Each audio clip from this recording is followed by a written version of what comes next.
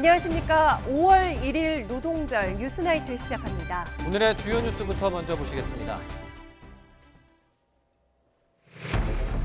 패스트트랙 후폭풍이 계속되는 가운데 더불어민주당이 국회를 정상화하자며 민생법안 처리 협조를 요구하고 나섰습니다. 하지만 자유한국당은 패스트트랙 지정 철회와 대국민 사과가 먼저라며 거부했습니다. 문무일 검찰총장이 패스트트랙으로 지정된 검찰 개혁 관련 법안이 민주주의에 어긋난다고 정면으로 비판했습니다. 검찰 수장이 직접 우려를 표명하며 국회 논의 과정에 파장이 예상됩니다.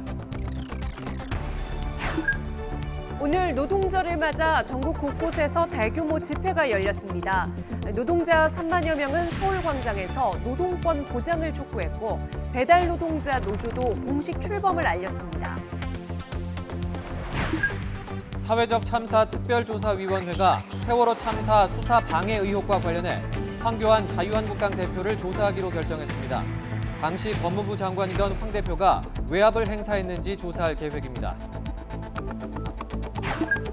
부산에서 조현병을 앓는 50대 남성이 친누나에게 흉기를 휘둘러 숨지게 했습니다. 입원 치료를 받을 정도로 중증이었는데 치료를 제대로 받지 않은 상태에서 범행을 저지른 것으로 드러났습니다. 마약 밀반 입과 유통, 투약을 은밀하게 진행해온 외국인 마약 사범이 무더기로 검거됐습니다.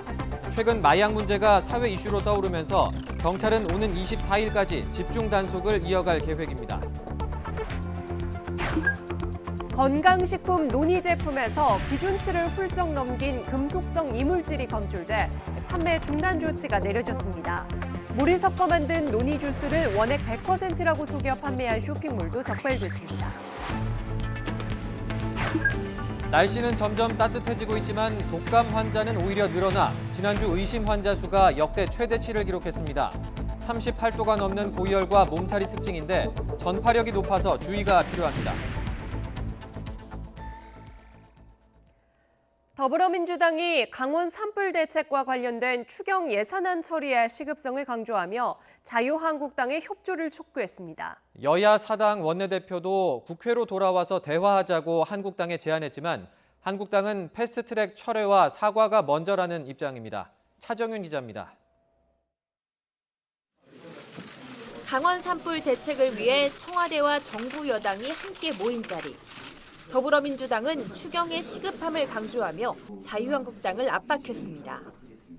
아직 추경 예산안이 통과되지 않아 산불 복구 대책을 시행하지 못하고 있다며 사실상 국회 일정 거부를 선언한 한국당에게 책임을 돌렸습니다. 사실 이러한 대책들은 국회에서 추경 예산이 조속히 통과되어야 가능합니다. 패스트트랙 지정에 성공한 여야 사당 원내대표도 다시 한자리에 모여 한국당의 국회 복귀를 호소했습니다. 원내대표들은 자신에게 불리하다고 논의조차 거부하면 안 된다면서 5당이 함께 선거제와 사법개혁 법안을 만들어야 한다고 목소리를 높였습니다. 국회는 대화와 타협 속에 합의를 이뤄내는 인의의 장입니다. 자신에게 불리하다고 해서 논의조차 거부해서는 안 될 것입니다. 하지만 한국당 나경원 원내대표는 협상 테이블에 나서지 않겠다는 입장입니다. 나 원내대표는 여야 사당의 제안은 진정성이 없다며 패스트트랙 철회와 사과가 우선이라고 맞섰습니다. 사실은 여야 사당이 이렇게 파국으로 몰고 가고 이제 와서 갑자기 들어오라는 것은 정말 진정성이 없어 보입니다. 철회와 사과가 먼저라고 생각합니다. 패스트트랙 후폭풍으로 추경을 포함한 민생 법안 처리가 모두 멈춘 가운데 여당의 새로운 원내 지도부가 들어선 뒤에야 대화의 물꼬가 트일 것이라는 우려 섞인 전망이 나오고 있습니다. YTN 차정은입니다. 자유한국당은 이번 주말에도 서울 도심에서 대규모 집회를 열 계획입니다. 광화문 광장에 농성 천막을 설치하는 방안까지 거론됐는데 서울시가 제동을 걸었습니다. 모든 권한을 동원해 막겠다는 게 박원순 서울시장의 입장입니다. 최민기 기자가 보도합니다. 강력한 대여 투쟁을 예고한 자유한국당은 전국 순회 등 장외투쟁을 통해 대대적인 여론전에 나선다는 계획입니다. 모든 가능성을 열어놓은 가운데 내부적으로 서울 광화문에 투쟁본부 성격의 천막을 세워 농성한다는 계획도 검토했습니다. 집회, 범국민 서명운동 등과 함께 전국의 민생 현장을 찾아서 국민들과 함께 싸우는 국민 중심의 새로운 투쟁 방안을 모색할 것입니다. 그런데 시작도 전에 벽에 가로막혔습니다. 이런 한국당의 계획이 외부로 알려지자 서울시가 먼저 광화문 광장은 시민의 여가 문화 활동을 지원하는 공간으로만 이용될 수 있다는 내용의 조례를 들어 불허 입장을 나타냈기 때문입니다. 박원순 서울시장도 광장을 짓밟는 건 좌시하지 않겠다며 시장이 가진 모든 수단을 동원해 막겠다고 경고하고 나섰습니다. 패스트트랙 전국을 거치면서 여야의 첨예한 대치 전선에 박장까지 가세한 형국입니다. 공식적으로 광화문 천막 계획을 발표하지도 않았던 한국당은 실무진의 아이디어 차원에서 거론됐을 뿐 지도부 차원에서 논의되지 않았다며 선을 그었습니다. 최고위원회에서 논의된 적이 없었다라는 말씀을 드립니다. 결국 그런 아이디어도 다른 것이 아니라 국민 속으로 들어가서 국민들과 직접 소통하는 그런 방법의 하나로 논의된 것으로 알고 있습니다. 광화문이라는 장소가. 한국당은 광화문 천막 여부와 상관없이 이번 주말 서울 도심에서 대규모 집회를 열고 온오프라인을 통한 여론전을 이어나가면서 투쟁 동력을 끌어올린다는 계획입니다. YTN 최민기입니다. 패스트트랙 추진 과정에서 사실상 분당 수준의 갈등을 내보인 바른미래당 상황도 점입가경입니다. 손학규 대표가 공석이던 최고위원 자리에 옛 국민의당 출신 인사 2명을 임명한 것을 두고 절차에 어긋난다며 거센 반발이 터져나왔습니다. 김주영 기자가 보도합니다. 지도부가 당내 화해 메시지를 날린 다음 날에도 바른미래당 최고위원회의는 빈자리가 더 많았습니다. 손학규 대표는 선출직 최고위원들이 장기간 당무를 거부하고 있다며 옛 국민의당 출신인 주승용 의원과 문병호 전 의원을 공석이던 지명직 최고위원으로 임명했습니다.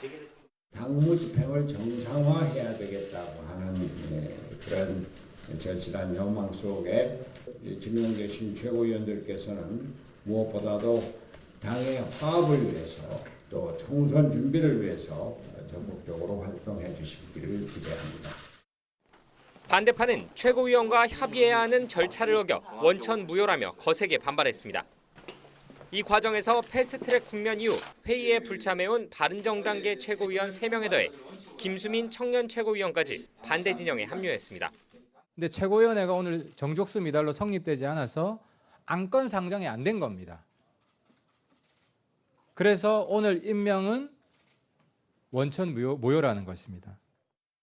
김수민 최고위원과 권은희 정책위 의장의 경우 지도부에 잇따른 강경태세에 불만을 갖고 향후 최고위 불참을 검토하고 있는 것으로 알려졌습니다. 전체 9명 최고위원 가운데 5명이 빠지게 된다면 최고위 회의는 다시 불능 상태에 빠지는 셈입니다. 이처럼 반대파의 세가 늘어나는 모양새지만 당 지도부가 스스로 물러나지 않을 경우 딱히 방법이 없다는 점은 고민입니다. 오히려 김관영 원내대표는 YTN에 출연해 지도부에 반발하는 오신환 사무총장이 직을 내려놔야 한다며 맞불을 놨습니다. 본인이 당대표가 물러나라 라고까지 얘기했기 때문에 그 밑에서 사무총장을 계속하는 것은 저는 적절하지는 않다. 다만 일각에서 제기되는 옛 바른정당계 인사의 집단 탈당 가능성은 현재로는 없어 보입니다. 올 하반기쯤으로 예상되는 야권 정계 개편의 밑그림이 확실하지 않은 상황에서 무턱대고 당을 박차고 나가는 건 정치적 실익도 없고 그렇다고 자유한국당이 보수 통합을 명분으로 당장 합쳐야 한다는 움직임도 보이고 있지 않기 때문입니다. 이에 따라 호남계를 주축으로 한 당권파와 안철수계, 바른정당계의 줄다리기는 한동안 이어질 전망입니다. 여기에 김관영 원내대표가 사퇴 요구를 일축하면서 다음 달로 예정된 신임 원내대표 경선에서 새 대결이 불가피해 보입니다. YTN 김주영입니다. 문무일 검찰총장이 이번에 패스트트랙으로 지정된 검경 수사권 조정안이 민주주의에 어긋난다며 정면 비판에 나섰습니다. 검찰 수장이 공개적으로 반대 의사를 밝히면서 향후 국회 논의 과정에도 파장이 예상됩니다. 조성호 기자의 보도입니다. 여야 사당이 검찰 개혁 관련 법안을 패스트트랙 안건으로 지정한 지 이틀 만에 문무일 검찰총장이 처음 입장을 내놨습니다. 현재 국회에서 진행되고 있는 형사사법제도 논의가 검찰총장으로서 우려스럽다는 겁니다. 검찰의 수사 지휘권을 폐지하고 경찰이 1차 수사권과 종결권을 갖는 게 핵심인 검경 수사권 조정안을 직접 겨냥한 겁니다. 문 총장은 논의되는 법률안들이 견제와 균형이라는 민주주의 원리에 반한다며 상당히 강한 어조로 비판했습니다. 특정 기관에 통제받지 않는 1차 수사권과 정보권을 결합한 독점적 권한을 부여하고 있다면서 경찰권 남용에 대한 우려도 드러냈습니다. 문 총장은 지난 주말 형사사법 공조를 위해 오만과 중앙아시아 순방에 나섰습니다.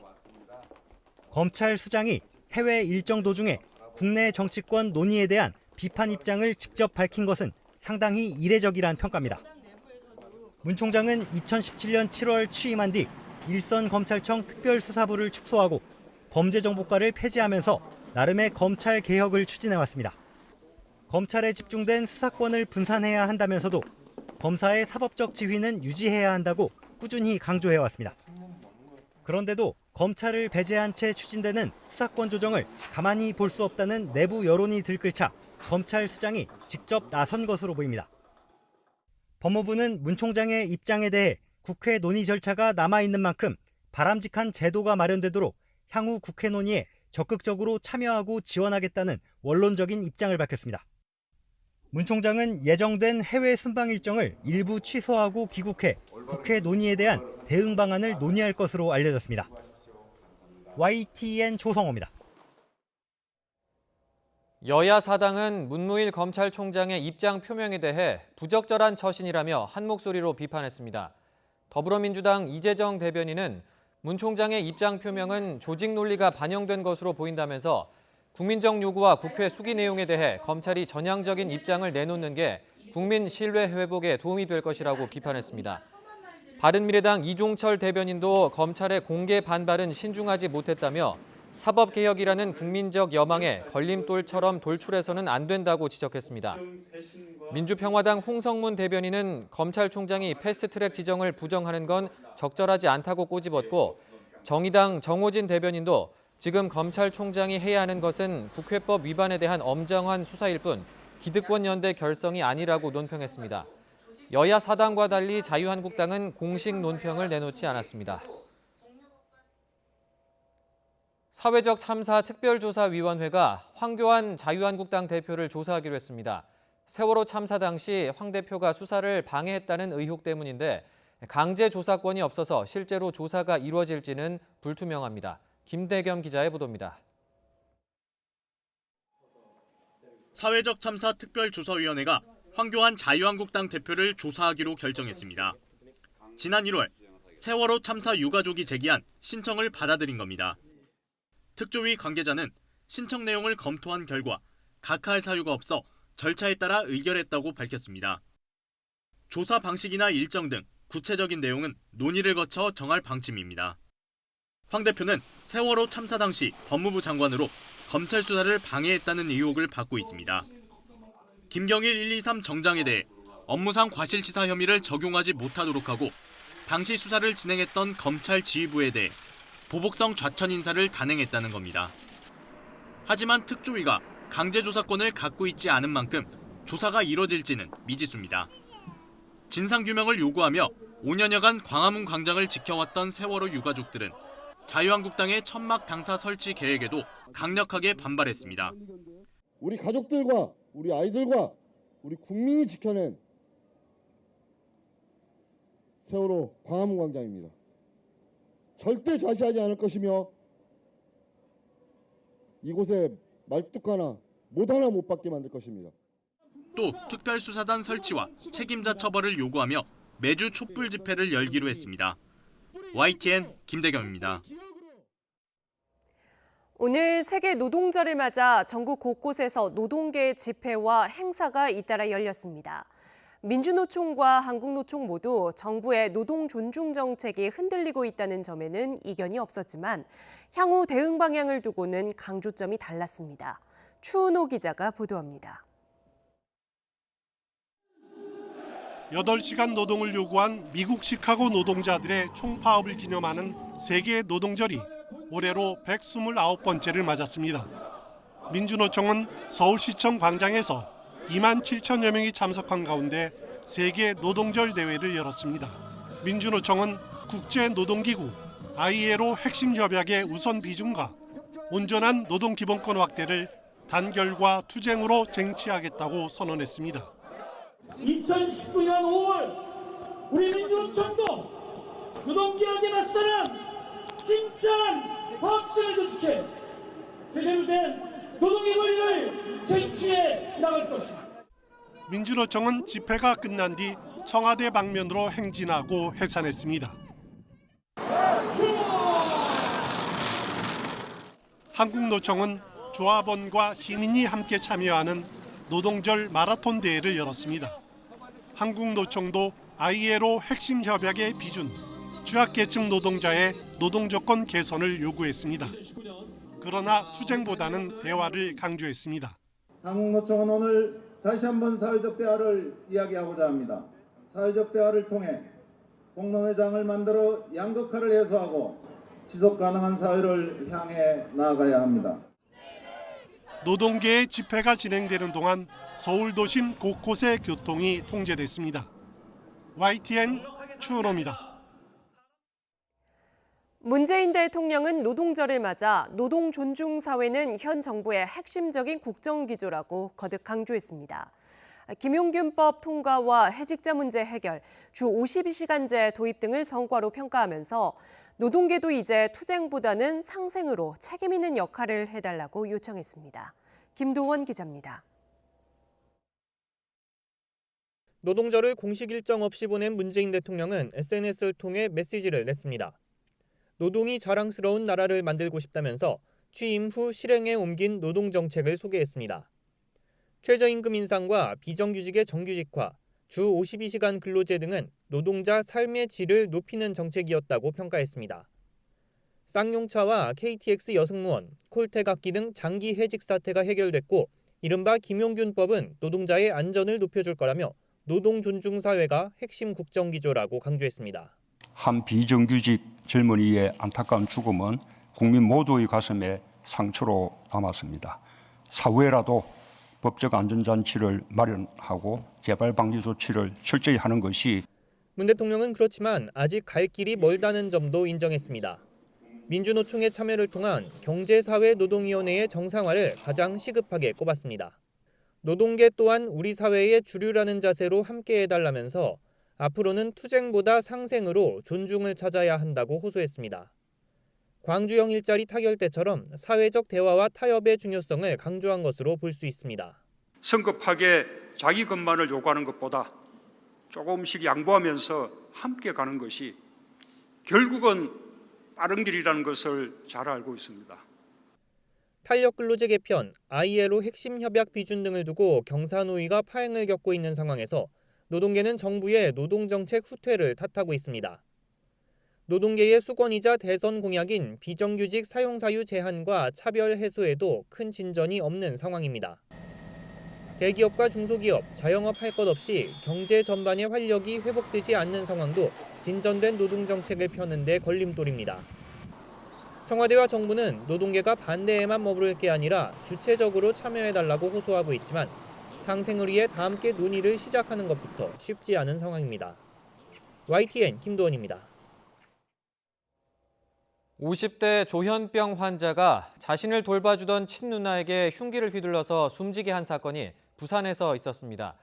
이 남성은 증상이 심각했는데도 오랫동안 치료제를 먹지 않았던 것으로 드러났습니다. 김종호 기자의 보도입니다. 경찰이 아파트에 출동해 강하게 저항하는 남성을 체포합니다. 조현병 환자인 58살 서모 씨입니다. 서 씨 집에서는 친누나가 흉기에 찔려 숨진 채 발견됐습니다. 누나가 연락이 안 되기 때문에 방문을 했는데 문이 시정장치가 되어 있어서 열지를 못해가지고 우리 다대 지구대에 출동 요청을 하고 우리 다대 지구대는 119에 요청을 해서 한 달에 일주일가량 조현병을 앓는 동생을 돌봤던 누나. 지난달 24일 다시 서 씨 집을 찾았고 다음 날 정신건강복지센터 상담이 끝난 이후에는 남매만 집에 있었습니다. 경찰은 서 씨가 지난 27일쯤 누나를 숨지게 한 거로 보고 있습니다. 서모 씨는 누나 시신을 안방에 방치한 채 사흘가량을 혼자 지낸 거로 조사됐습니다. 30년 전부터 조현병을 앓아오며 몇 차례 정신병원에 입원했던 서 씨는 지난 2월 1일부터 한 달 동안 정신병원에 다시 입원했다가 퇴원했습니다. 입원과 투약을 극도로 꺼리는 서 씨는 그때부터 치료제를 먹지 않은 거로 보입니다. 약을 한 번도 드시지는 않았어요. 저희가 약 봉투가 그대로 있는 거 확인을 했고 약을 드셔야 된다. 아니면 입원권을 처음 했었고 입원하기 싫으면 약과 식사를 챙기시라고 그렇게 말씀을 드렸었고요. 경찰은 정상적인 진술이 힘든 서 씨를 정신병원에 강제 입원시키고 범행 동기 등을 조사하고 있습니다. YTN 김종호입니다. 이번 사건의 피의자는 자신이 조현병 환자라는 것을 인식하지 못할 정도로 병세가 깊었습니다. 뿐만 아니라 이웃 주민과 다투고 소음을 일으켜서 경찰까지 출동하는 등 위험 징후가 있었는데 이번에도 참극으로 이어지는 걸 막지 못했습니다. 차상은 기자의 보도입니다. 조현병 환자 서모 씨의 흉기에 숨진 건 가장 가까운 가족이자 보호자인 친누나였습니다. 자신을 돌봐주는 사람에게 범행을 저지를 정도로 서 씨의 증세는 심각했습니다. 약을 제대로 챙겨 먹지 않아 증세는 지난 2월 입원 치료를 받을 때보다 더 나빠졌을 가능성이 큽니다. 상당히 심각한 상태였고 우선은 그렇게 약물도 거부하시고 우선은 병원에 대한 거부감도 되게 심하셨고 본인이 그냥 병식도 없으신 상태라 가지고 증상은 되게 심하신 편이었어요. 오랫동안 알아온 조현병 때문에 직업을 구하기 힘들었던 서 씨는 기초생활 지원과 수시로 찾아온 누나의 도움으로 살아온 것으로 조사됐습니다. 이웃 주민들은 서 씨가 이번 사건을 저지르기 전 이른바 전조 증상을 보였다고 말합니다. 지구에서 이 사람 때문에 열없이 10% 올라왔어요. 여기 올라가고 이까지 내가 이야기를 하고. 집에서 소란을 일으킨다는 이웃 주민의 신고로 경찰이 출동하기도 했습니다. 아래층 사는 사람이 페트병으로 병을 두드리는 것 같다. 백을. 그래서 출동해 가니까 순순히 문을 주고 문을 열어줬어. 페트병으로 그렇게 했다. 이런 식으로 거의 돼서 엄중 경고 조치하고 돌아온 사실이 있습니다. 앞서 살인을 저지른 다른 조현병 환자와 마찬가지로 서 씨는 범행 동기를 묻는 말에 횡설수설하는 모습을 보였습니다. 자신이 조현병 환자라는 사실을 인정하지 않아 치료가 쉽지 않았을 것이라는 분석이 나옵니다. 본인이 인정하지 못하는 어떤 시기가 존재할 수밖에 없는데요. 이거에 대한 책임이 현행법적으로 치료 보호자나 의료진에게 100% 지금 부담되어 있기 때문에 제대로 된 치료가 이루어지지 못하고 있는 측면이 많습니다. 잇따르는 조현병 환자의 참극으로 환자 관리에 대한 우리 사회의 고민은 더 깊어질 수밖에 없게 됐습니다. YTN 차상훈입니다. 여중생 딸을 살해해서 시신을 저수지에 유기한 30대 의붓 아버지가 구속됐습니다. 경찰은 범행 가담을 부인하고 있는 친어머니의 혐의를 입증하는 데 수사력을 모으고 있습니다. 나현호 기자입니다. 한 여성이 걸어가더니 여중생인 자신의 딸을 만나 데려옵니다. 함께 걷는가 싶더니 미리 기다리고 있던 검은색 승용차 뒷자리에 태우고는 어디론가 향합니다. 결국 이 여중생 딸은 다음 날 저수지에서 숨진 채 발견됐습니다. 범행을 저지른 의붓 아버지는 영장 심사 결과 구속됐습니다. 의붓 아버지 김 씨는 전남에 있는 이곳 야산에서 차를 세워두고 딸을 살해했다고 진술했습니다. 당시 차량 안에는 의붓 아버지와 친어머니 사이에서 낳은 배다른 동생도 있었습니다. 현장 검증도 열렸는데 범행 준비부터 실행 과정이 재현됐습니다. 살해 하루 전 김 씨가 범행에 쓸 도구를 사들이는 장면도 포착됐습니다. 앞서 열린 구속 전 피의자 신문에 출석하면서 김 씨는 범행 동기를 묻는 취재진 질문에 묵묵부답이었습니다. 의붓 딸 왜 죽였는지 한 말씀 해주십시오. 경찰은 공범으로 긴급 체포한 피해 여중생 친어머니 유모 씨의 구속영장을 신청하고 자백을 유도하는 데 집중하고 있습니다.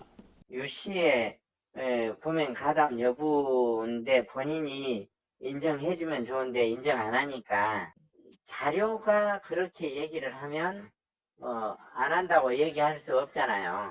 경찰은 숨진 의붓 딸이 평소 학대를 당해왔는지도 조사하고 있습니다. 또 늑장 수사를 벌였다는 의혹에 대해서도 사건 처리 과정에 문제점이 있었는지 확인하고 있습니다. YTN 나인호입니다. 쇳가루 논란이 일었던 논이 제품과 관련해서 식품의약품안전처가 3개월 동안 조사한 결과가 나왔습니다. 건강식품이라던 논이 제품 20여 개에서 금속성 이물질이 기준치를 넘겼고 또 일부 제품은 100% 원액이라면서 광고했지만 사실은 물을 탄 제품이었습니다. 김승재 기자의 보도입니다. 항암과 항염 효과가 있다고 알려져 인기 있는 열대열매 논이. 지난해 일부 논이 분말 제품에서 쇳가루가 검출되면서 논란이 일자 식품의약품안전처는 논이 제품을 국민청원 안전검사 대상으로 정해 석 달 동안 조사를 벌였습니다. 검사 결과 논이 분말과 환제품 80여 개 가운데 20여 개 제품에서 금속성 이물질이 기준을 넘겨 검출됐습니다. 식약처는 이들 제품에 대해 판매 중단과 회수 조치하고 이미 판매한 제품은 환불할 것을 요구했습니다. 식약처는 논이 쇳가루 논란을 계기로 분쇄 공정을 거치는 모든 분말 제품에 대해서는 반드시 쇳가루를 제거하도록 할 예정입니다. 분쇄 과정을 거치는 분말 제품들은 이처럼 쇳가루 이물질이 문제이기 때문에 앞으로는 분말 제품들은 제조 공정에서 자석을 이용해서 쇳가루 이물질을 제거하는 공정을 반드시 거치도록 할 예정입니다. 원액 100%라고 광고하면서 논이 주스 제품을 판매한 400여 개 온라인 쇼핑몰도 조사했습니다.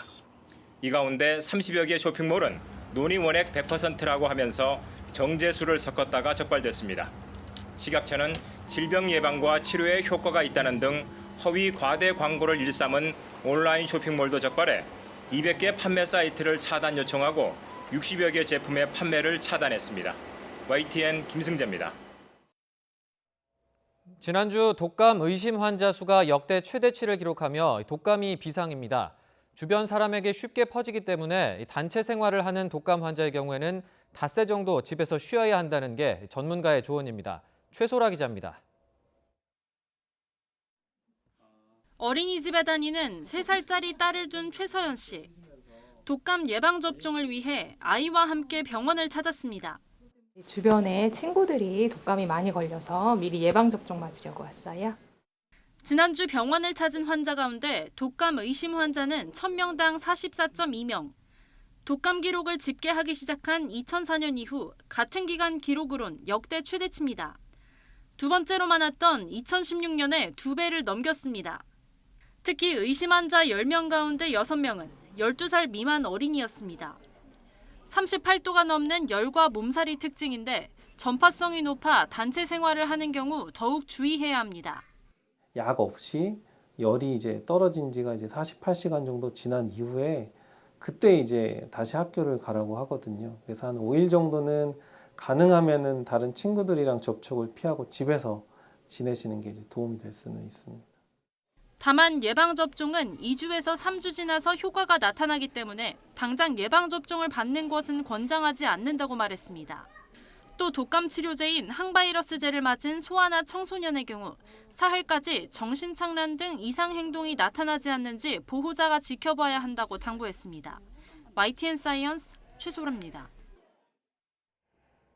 김학의 전 법무부 차관 사건의 출발은 지난 2013년 이른바 별장 동영상에 있다는 첩보에서 시작합니다. 지금까지 경찰이 늑장 보고를 했다는 주장과 청와대가 보고를 무시했다는 입장이 엇갈리고 있는데요. 검찰 수사단은 동영상이 아예 다른 경로로 유출됐을 가능성도 열어두고 직권 남용 의혹을 수사하고 있습니다. 신지원 기자가 보도합니다. 이른바 별장 동영상 첩보 의혹의 쟁점은 크게 3가지입니다.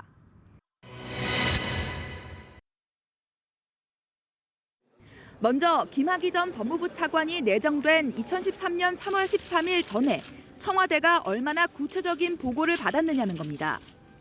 당시 경찰 관계자는 3월 초쯤 청와대 정무수석실에 별장 동영상 첩보를 보고한 것으로 알려졌습니다. 당시 경찰이 동영상의 소재를 파악했다는 등 구체적인 내용이 있었다면 김 전 차관 내정을 강행한 청와대의 책임이 무거워질 수 있습니다. 반면 그런 영상이 돌고 있다는 첩보 수준의 보고였다면 풍문이 사실인지부터 확인하라는 청와대 지시가 부당하다고만 보기는 어려워집니다.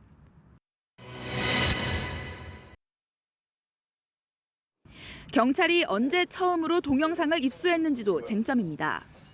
그동안 경찰은 내사에 착수한 다음 날인 2013년 3월 19일에 동영상을 입수했다고 밝혀왔습니다. 만약 김 전 차관 내정 전에 동영상을 갖고 있었다면 당시 정상적인 보고가 아니었다는 주장에 무게가 실릴 수 있습니다. 이런 가운데 더불어민주당 박지원 의원과 박영선 의원 등이 이전부터 동영상을 봤다고 주장하면서 사전 유출 의혹도 불거졌습니다.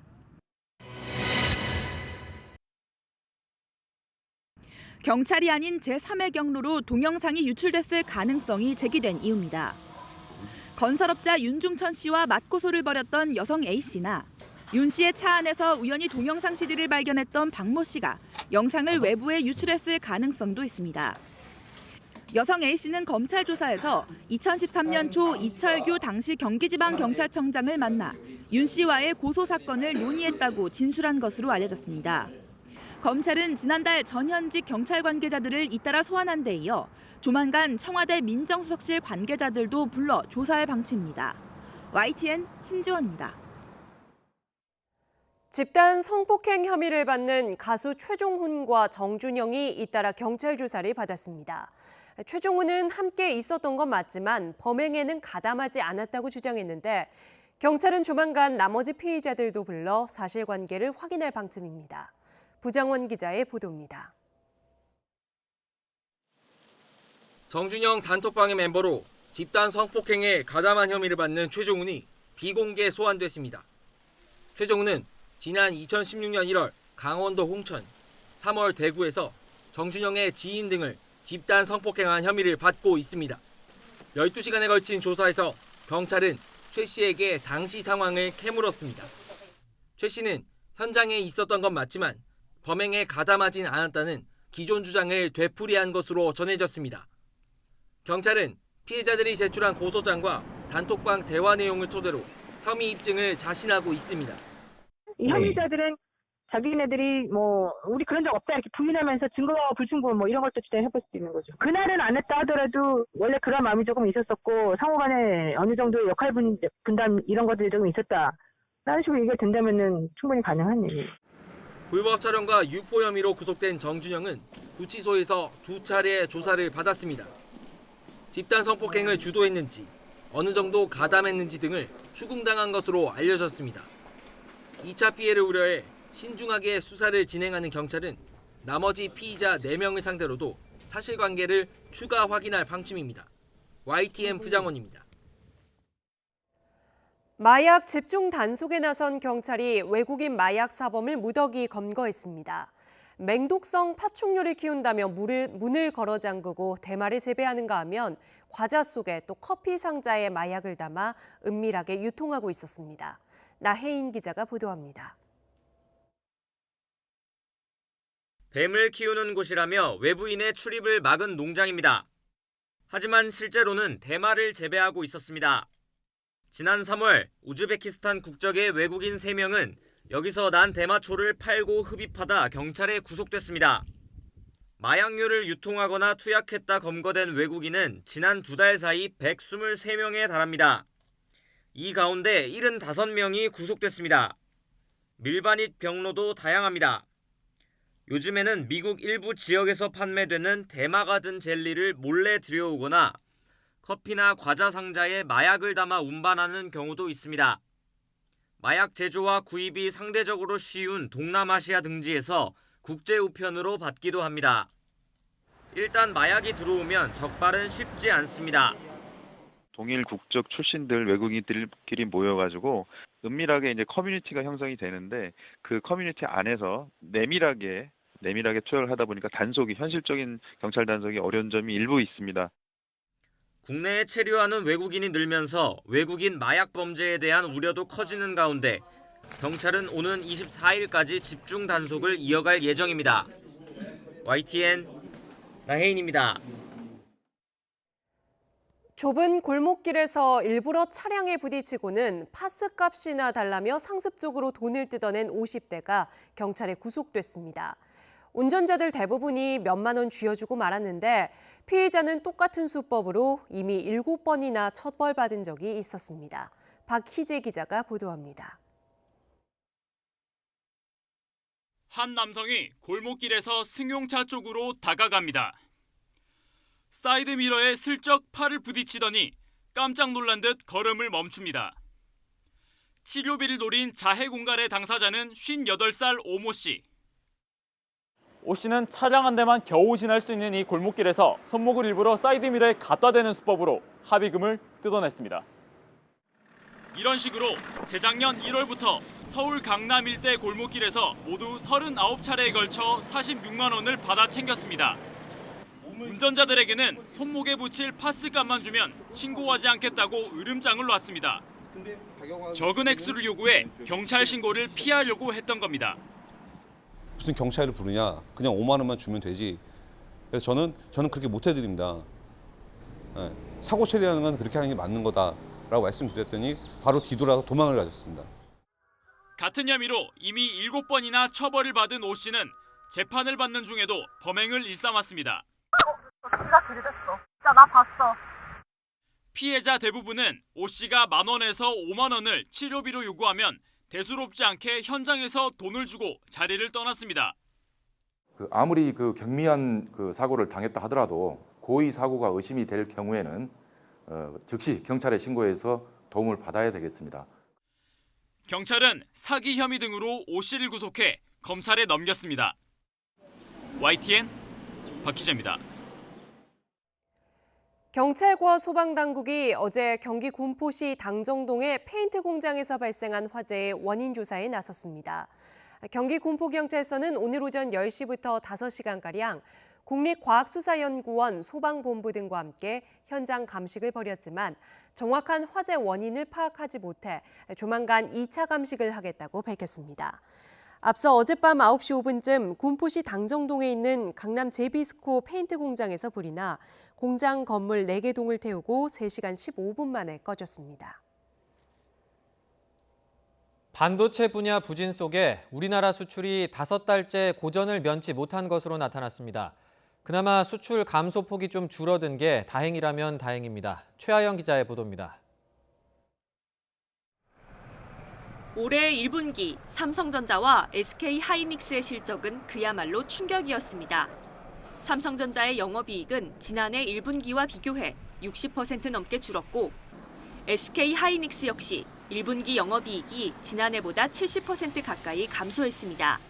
물량적인 측면에서도 좀 위축이 되는 것 같고 특히 이제 반도체 가격이 크게 떨어지는 그런 영향 때문에 실적이 이렇게 악화된 걸로 생각이 됩니다. 이런 기업들의 어려움은 지난달 수출 성적표에도 고스란히 반영됐습니다. 지난달 수출액은 488억 6천만 달러로 지난해와 비교해 9억 9천만 달러 줄었습니다. 특히 지난달 수출 물량이 2.5% 늘었음에도 부진을 면치 못한 건 역시나 반도체 때문입니다.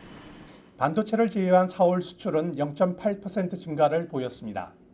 반도체와 중국 수출 부진이 4월 수출 감소의 주요 요인이라고 말씀드릴 수 있겠습니다.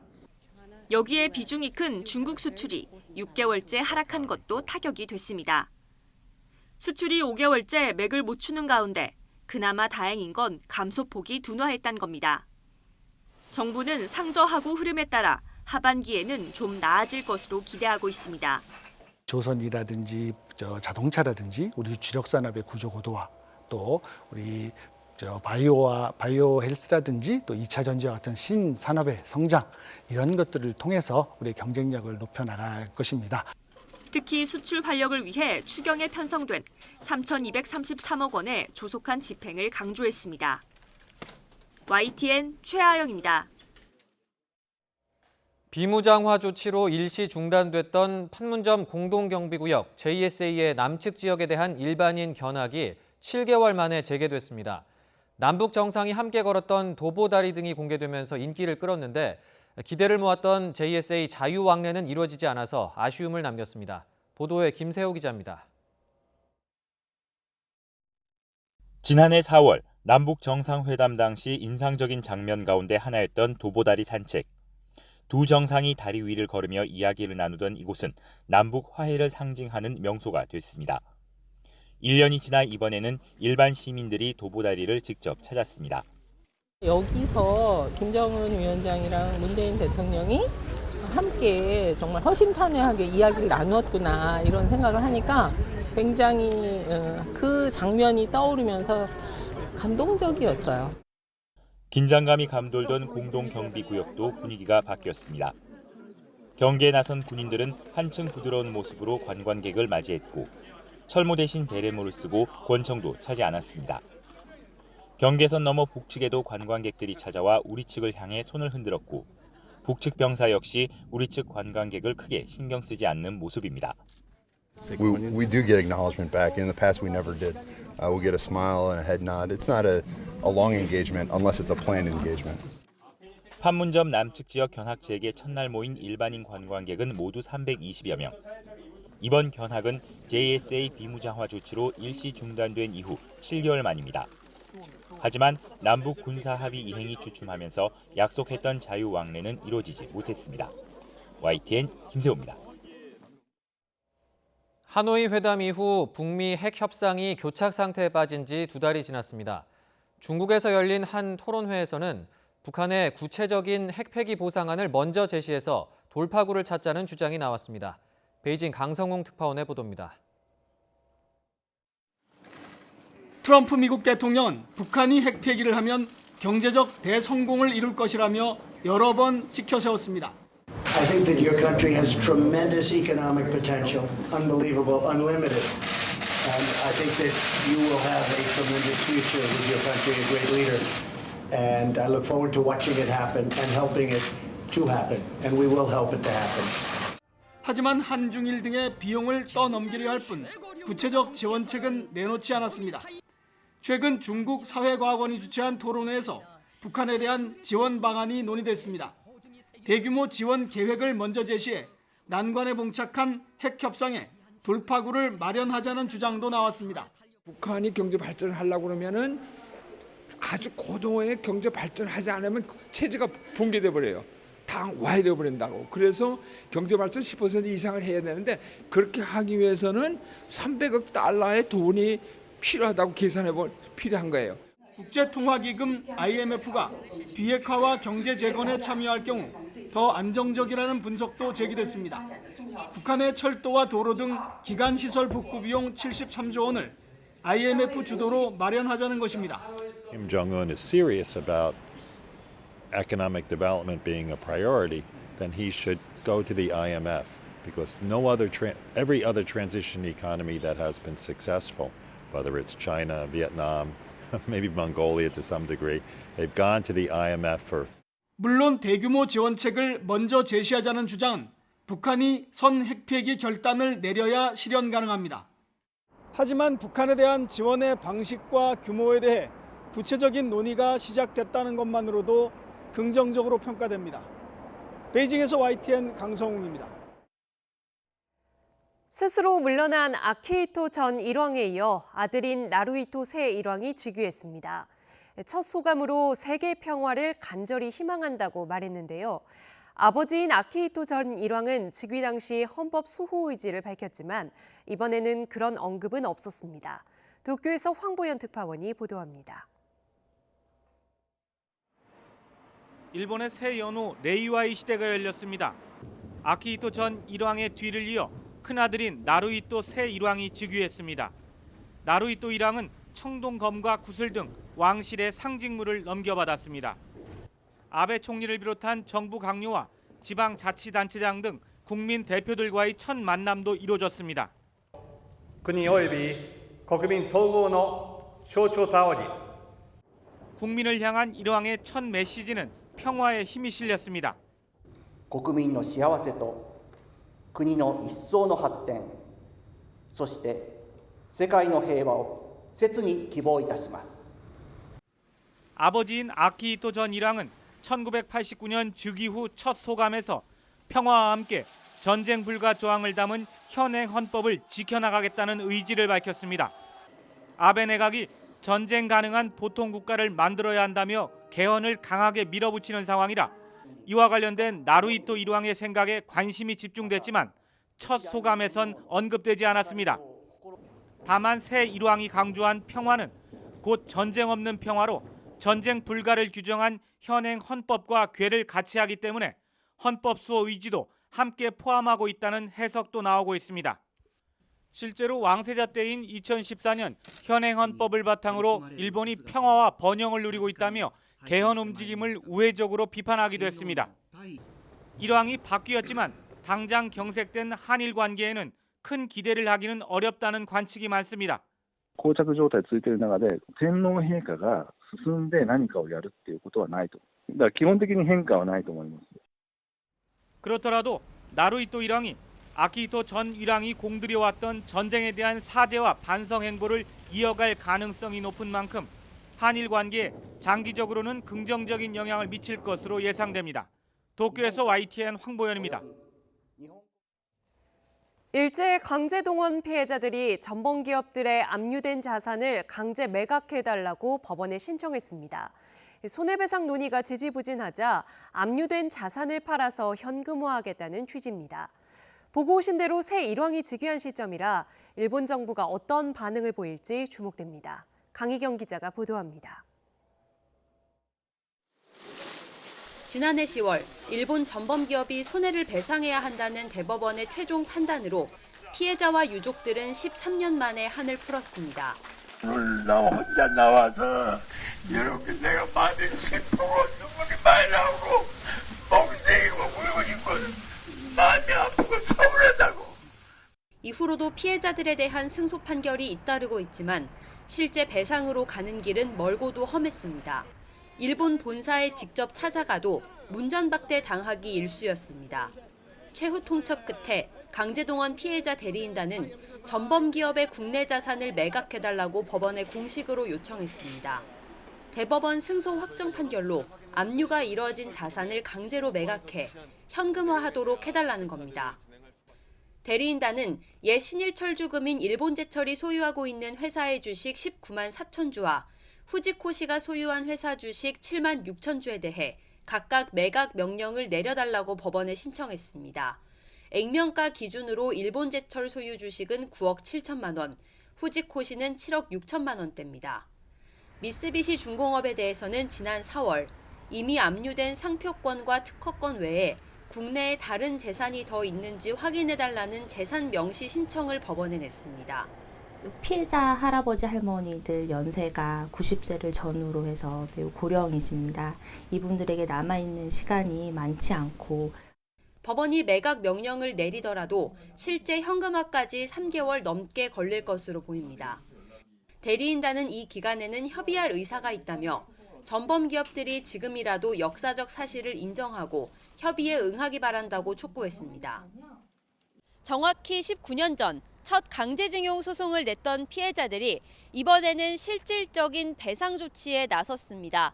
공교롭게 새 일왕이 즉위한 첫날인 만큼 일본 정부가 어떤 반응을 내놓을지 주목됩니다. YTN 강희경입니다. 네, 일본 정부의 반응이 나왔습니다. 이에 대해 일본 정부가 외교 루트를 통해 한국에 항의했다고 교도통신이 보도했습니다.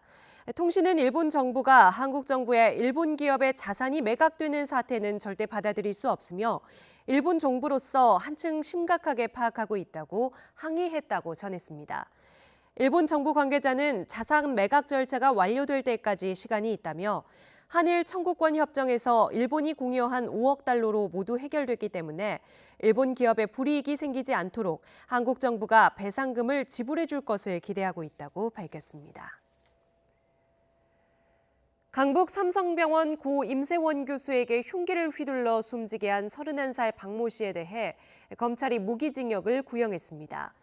검찰은 서울중앙지방법원에서 열린 결심 공판에서 박 씨가 장애를 앓고 있지만 죄질이 불량하고 죄책감도 보이지 않는다며 무기징역과 30년간 위치 추적 전자장치 부착 명령을 선고해달라고 재판부에 요청했습니다. 박 씨는 지난해 12월 31일 서울 강북 삼성병원 신경정신과에서 진료 상담을 받던 중 흉기를 휘둘러 임 교수를 살해한 혐의로 재판에 넘겨졌습니다. 변호사를 사칭해 수억 원을 받아 챙긴 뒤 호주로 도피했던 2인조 사기단이 오늘 국내로 송환됐습니다. 경찰청 외사국은 지난 2012년 서울 강남 일대에서 부부 행세를 하며 23년간 검사로 재직한 변호사라고 속여 5명에게서 수임료 명목으로 8억 5천만 원을 챙긴 혐의로 62살 신모 씨와 58살 임모 씨를 오늘 오후 인천공항을 통해 압송했습니다. 이들은 범행 후 2013년 7월 호주로 도망갔지만 인터폴 적색 수배에 따라 2017년 12월 현지에서 체포된 뒤 우리 경찰의 요청으로 강제 송환됐습니다. 오는 2025년 울릉도에 공항이 들어서 서울에서 울릉도까지 가는 데 걸리는 시간이 기존 7시간에서 1시간 내로 크게 줄어들 전망입니다. 국토교통부는 울릉공항 건설 사업비가 최종적으로 확보됨에 따라 오는 3일 사업을 발주할 예정이라고 밝혔습니다. 울릉공항은 50인승 이하 소형 항공기가 취항하는 공항으로 1200m급 활주로와 여객 터미널 등으로 구성되며 사업비 6,633억 원을 투입해 내년 상반기에 착공됩니다.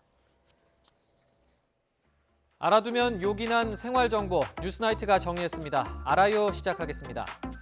오늘부터는 편의점에서 참이슬 소주 한 병을 살 때 1,800원을 내야 합니다. 기존 1,660원에서 140원 오른 건데 하이트 진로가 공장 출고 가격을 6.45% 인상한 영향입니다.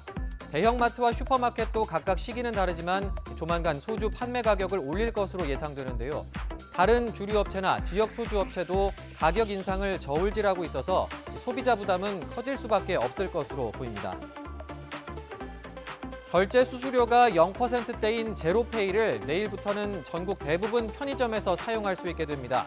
중소벤처기업부는 GS25와 CU, 세븐일레븐 등 국내 5대 편의점 4만 3천여 개 매장에서 제로페이를 쓸 수 있게 된다고 밝혔는데요. 방식도 간편해집니다. 기존에는 소비자가 매장에 있는 제로페이 QR코드를 스캔해서 결제 금액을 직접 입력해야 했지만 내일부터는 제로페이 앱에 뜨는 QR코드나 바코드를 매장 직원에게 보여주기만 하면 됩니다.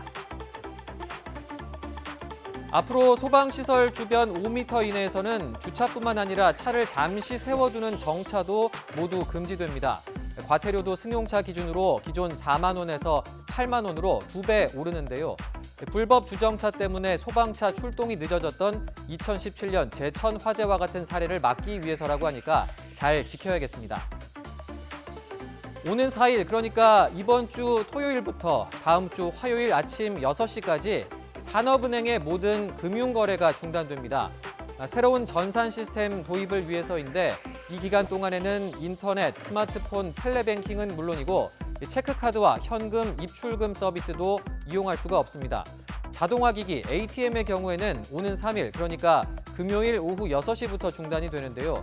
산업은행 이용하시는 분들은 이번 연휴 기간 사용할 현금 인출이나 결제자금 이체는 금요일 이전에 미리 해두셔야겠습니다. 기온이 오르면서 수족구병 환자가 늘고 있어서 주의가 필요합니다. 열이 나고 또 입안이나 손발 등에 수포성 물집이 생기는 수족구병은 특히 영유아가 많이 걸리는데요. 질병관리본부는 아이가 열이 높고 또 잦은 구토 등의 증상을 보이면 신속하게 의료기관을 찾아야 하고 또 어린이집과 유치원에서는 손 씻기 등 개인 위생 수칙을 지켜야 한다고 당부했습니다. 날씨가 따뜻해지면 또 식중독도 조심해야겠죠. 식품의약품안전처가 식중독주의보를 발령했습니다. 2014년부터 2018년까지 식중독 발생 현황을 보면 전체 환자의 3분의 1이 봄철에 집중됐습니다. 식약처는 특히 봄철 나들이용 도시락을 준비할 때 주의해달라고 당부했고 또 식중독 예방 3대 요령, 즉 손 씻기, 익혀 먹기, 끓여 먹기를 꼭 지켜달라고 강조했습니다. 지금까지 알아요였습니다.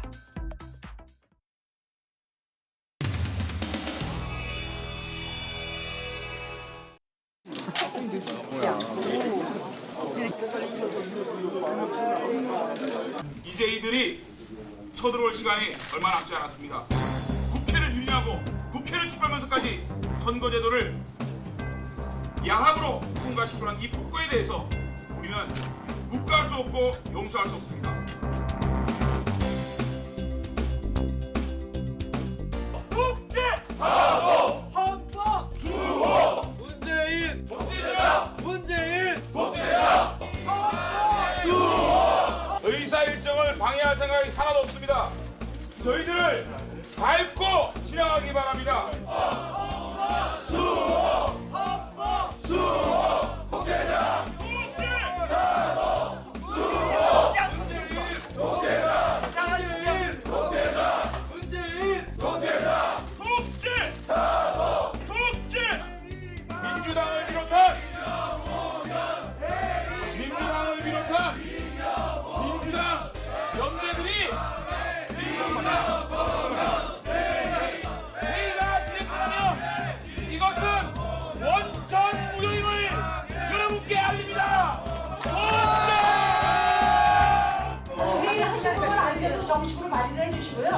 이런 식으로 할 수 있는 거예요. 자, 이런다고 김정민이요. 아니 왜 가사간에 합약을 왜 어기서요? 이렇게 막 하자면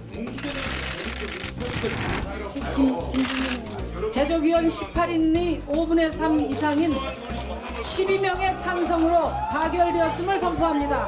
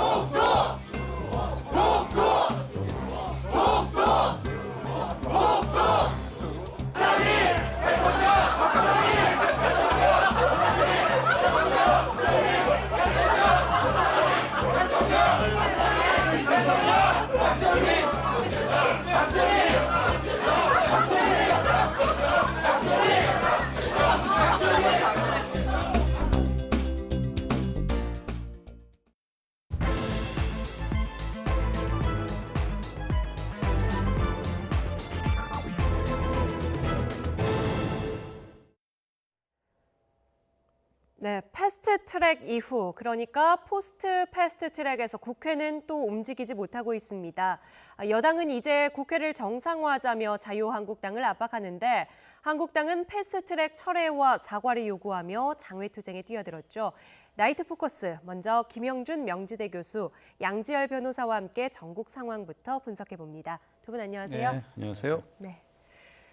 자유한국당 장외투쟁 계획에 변수가 하나 생겼습니다. 농성 거점으로 광화문 광장을 검토하고 있다 이런 이야기들이 흘러나왔는데 천막 설치 허가가 날 것 같지 않습니다. 주제어 영상 먼저 보고 오시죠. 착용 요령에 따라서 소음으로 방문하지 않습니다.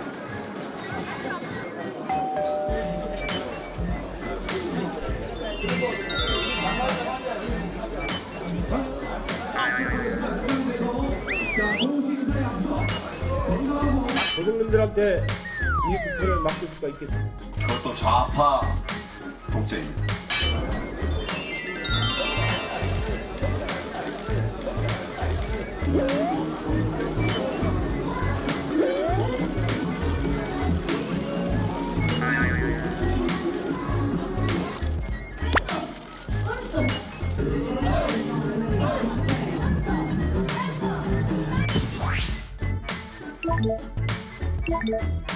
고맙습니다. 자,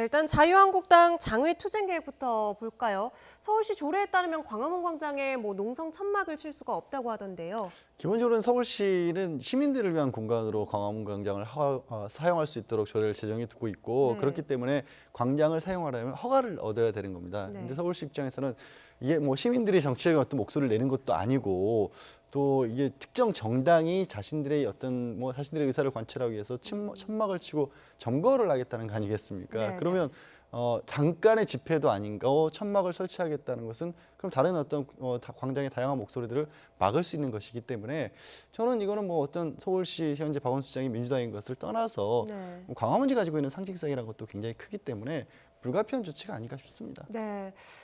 박원순 시장이 민주당인 걸 떠나서라고 말씀을 하셨는데 이 박원순 시장이 관련해서 상당히 강경한 입장을 페이스북에 올렸더라고요.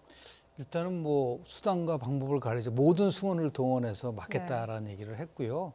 더 강하게 얘기해서는 세월호의 진상 규명을 위한 국민들의 요구를 억압했었던 정당들이 어떻게 헌법과 민주주의를 수호할 수 있는 그런 거를 내세울 수 있느냐. 네.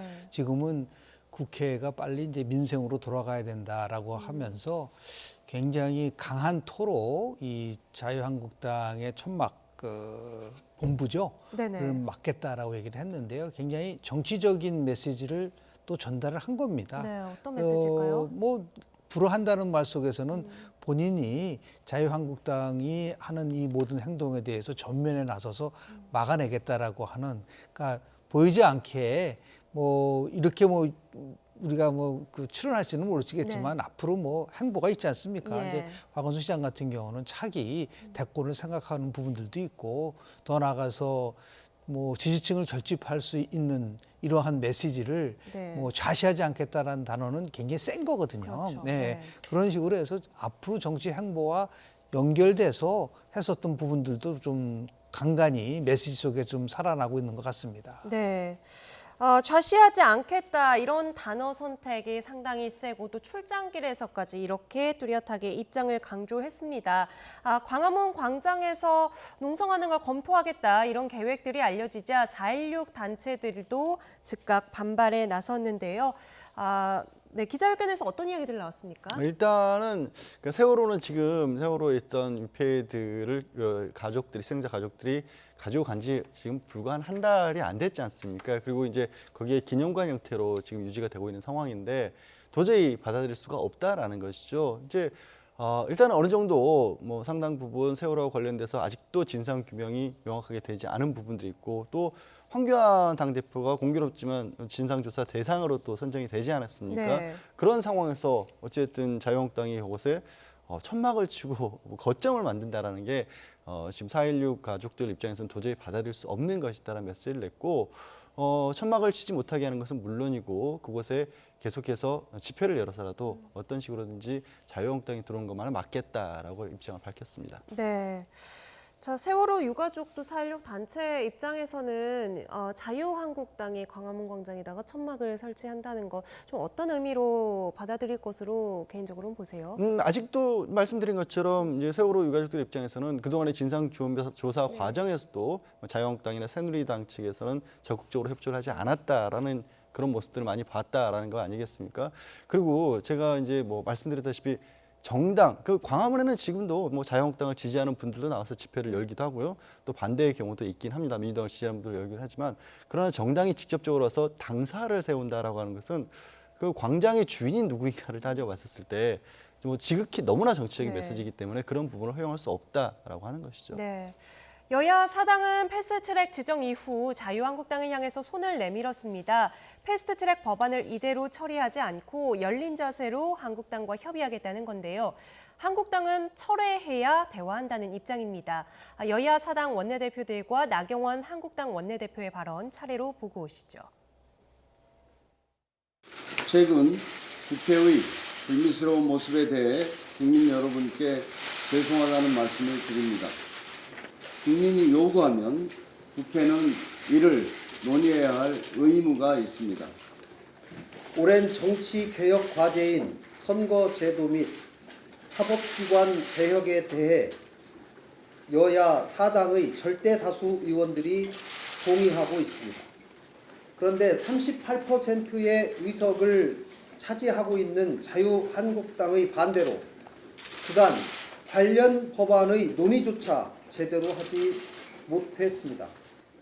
자유한국당에게 간곡히 호소합니다. 당장 내일부터 추경안 및 민생 관련 법안 심의에 나서 주십시오. 자유한국당에게 그간의 반대를 위한 반대를 접고 오랜 정치개혁 과제에 대한 성실한 논의 참여를 요구하는 것에 더 큰 의미가 있습니다. 국회에 들어와서 지금 해야 될 일도 많이 있습니다만 사실은 여야 사당이 이렇게 파국으로 몰고 가고 이제 와서 갑자기 들어오라는 것은 정말 진정성이 없어 보입니다. 철회와 사과가 먼저라고 생각합니다.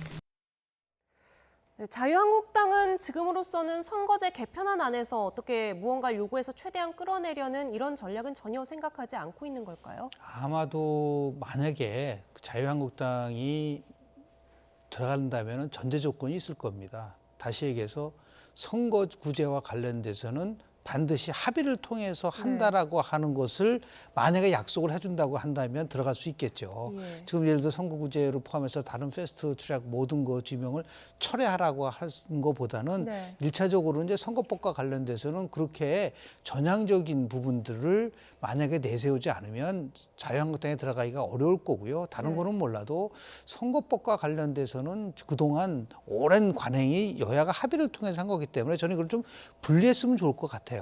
그러니까 선거구제 문제와 관련돼서는 지금도 뭐 들어오라고 얘기를 하지만 그걸 보면 참 유화적인 것 같아요. 싸울 때는 언제고 또 지금 와서는 또 막 들어오라고 얘기를 하니까 자유한국당은 철회와 사과라고 얘기를 하지만 합의에 대한 확실한 보장을 해줘야 된다.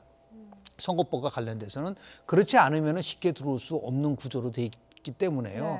왜냐하면은 논의 과정 속에서 실은 한국당 같은 경우는 연동형 비례대표제에 대해서 합의를 한 건 아니에요. 적극 검토한다고 했지만 실은 비례대표제를 폐지한다는 거는 연동형 비례대표제를 안 하겠다는 거기 때문에 그게 상충되시는 부분들이 있어요. 그럼에도 불구하고 여하튼 간에 지금 이러한 패스트 트랙의 전국을 거쳤기 때문에 아마도 만약에 합의에 대한 것을 합의를 해주면은 자유한국당도 과거와 같이 일방적으로 자신들의 안만 관철시키려고 그러지는 않을 거라고 봅니다. 그런 면에서 봤을 때 좀 지혜롭게 여야 5당이 어떻게 이 문제를 풀어갈 것이냐는 건 조금씩 양보를 해야 돼요. 그러니까 단순하게 들어와서 논의하자. 그거 가지고는 자유한국당이 들어가기가 어렵다라는 말씀을 좀 드리고요. 이것은 결국은 게임의 룰이긴 부분들도 있고 2016년도에 문재인 대통령도 그때 과거 선거구 획정 관련돼서도 이 선거법은 일방적으로 처리할 수 없다라고 얘기한 적이 있기 때문에 이런 정신들을 같이 다 감안한다고 한다면 선거구제, 선거법과 관련돼서는 반드시 합의를 해야 된다라고 한다는 그런 것이 마지막 돌파구가 되지 않을까 생각을 합니다. 어떻게 보면 합의 약속을 좀 받아내기 그렇습니다. 위해서 지금 좀 강경한 모드를 계속 유지하면서 좀 선점을 좀 하려고 한달까요? 네네. 그렇게 볼 수가 있겠네요. 그런데 지금 청와대에서 문재인 대통령은 국회에서 빨리 좀 추경안을 처리를 해달라 이런 요청을 한 상태예요. 이것도 상당히 시급한 문제인데 이건 논의가 어떻게 되는 겁니까? 자유한국당은 이 부분도 민생 법안이건 추경이건 받을 수 없다라는 거죠. 이 패스트트랙 철회가 있지 않으면. 그런데 사실 그렇습니다. 이게 패스트트랙과 관련돼서도 물론 합의라는 말씀도 하셨지만 기본적으로 패스트트랙이라는 건 논의 자체를 하자는 시작이잖아요. 그러니까 시작점에서부터 이 부분을 막아 나섰기 때문에 그리고 뭐 이게 선거구로 이런 식으로 바꾸게 될 경우에는 유리한 쪽으로 바꾸려는 거 아니냐라는 주장을 하는데 그건 뒤집어서 얘기하면 자유한국당이 반대하는 건 우리에게 불리하니까 반대한다는 얘기밖에 안 되거든요. 그러니까 그런 어떤 목적이 뚜렷한 반대를 하고 있는 상황이라서 거기에 민생법안이나 과연 추경을 결부시키는 게 그럼 장기적으로 봤을 때 자유한국당이 좋을 것이냐. 그러니까 자유한국당이 스스로 주장하고 있는 탄력 근로자 이런 부분들도 사실 추경도 연결이 돼 있는 부분이기도 하고요. 자유한국당에서 계속해서 이제 경제 위기와 관련된 부분을 뭐 집중적으로 여당이나 정부의 책임을 묻고 있지 않습니까? 그런데 지금 추경 같은 경우는 그 경제 위기를 극복하기 위한 수단으로서도 포함이 돼 있는 거예요.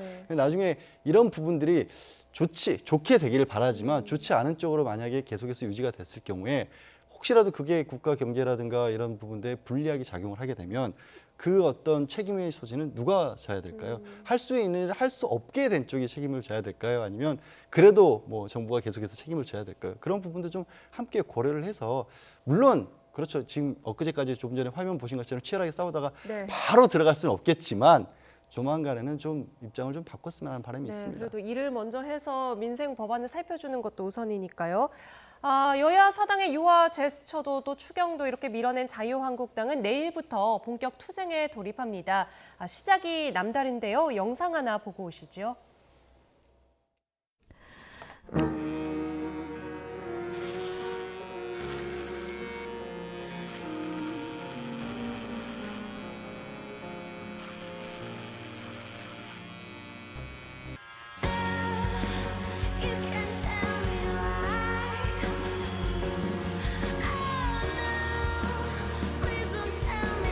작은 저항의 표시로 머리를 깎았습니다.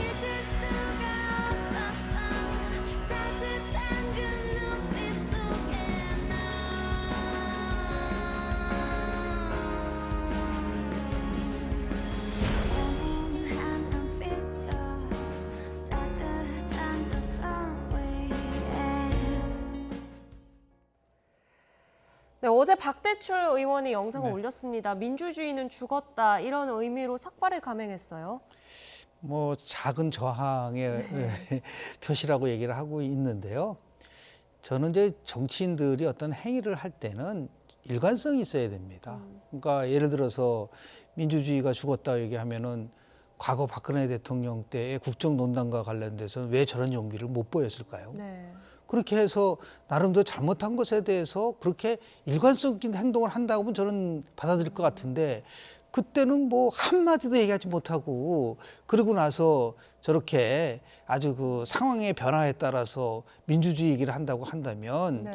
저게 과연 이제 국민들에게 어떻게 이제 받아들일까? 물론 이제 저항을 한다라는 표시는 갔을 수 있겠지만 네네. 공감을 이룰 수 있는 부분 속에서 행동을 하려고 한다면 역시 일관적인 행동을 해야 된다라는 말씀을 좀 드리고 싶고요. 네네. 물론 뭐 내일 또 다른 의원들도 동참을 예. 해서 삭발을 한다고 하는데 삭발을 통해서 민주주의에 대한 나름대로의 열망을 얘기하는 부분들도 있을 수 있겠으나 더 중요한 것은 우리 민주주의가 왜 이 정도까지 되지 않았을까라고 하는 부분 속에서 우리 네. 같이 함께 고민하고 성찰하는 부분들이 있어야 될 것 같아요.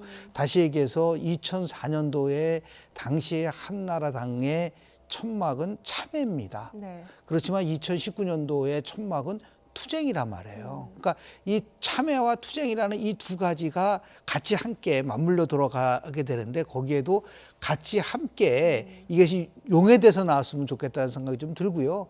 다만 어떻든 간에 권력을 가진 사람들이 책임을 비례하는 겁니다. 그러니까 권력과 책임은 비례하는 거예요. 정권을 갖고 있는 사람들이 훨씬 더 이 문제를 풀어나가야 되는데 저는 이게 장기화되면요. 책임 소재는 자유한국당보다는 집권 여당이 네. 질 수밖에 없어요. 경제가 지금 정말 어렵거든요. 그러니까 네. 오히려 자유한국당 이런 식으로 가는 것 같아요. 시간은 우리 편이다.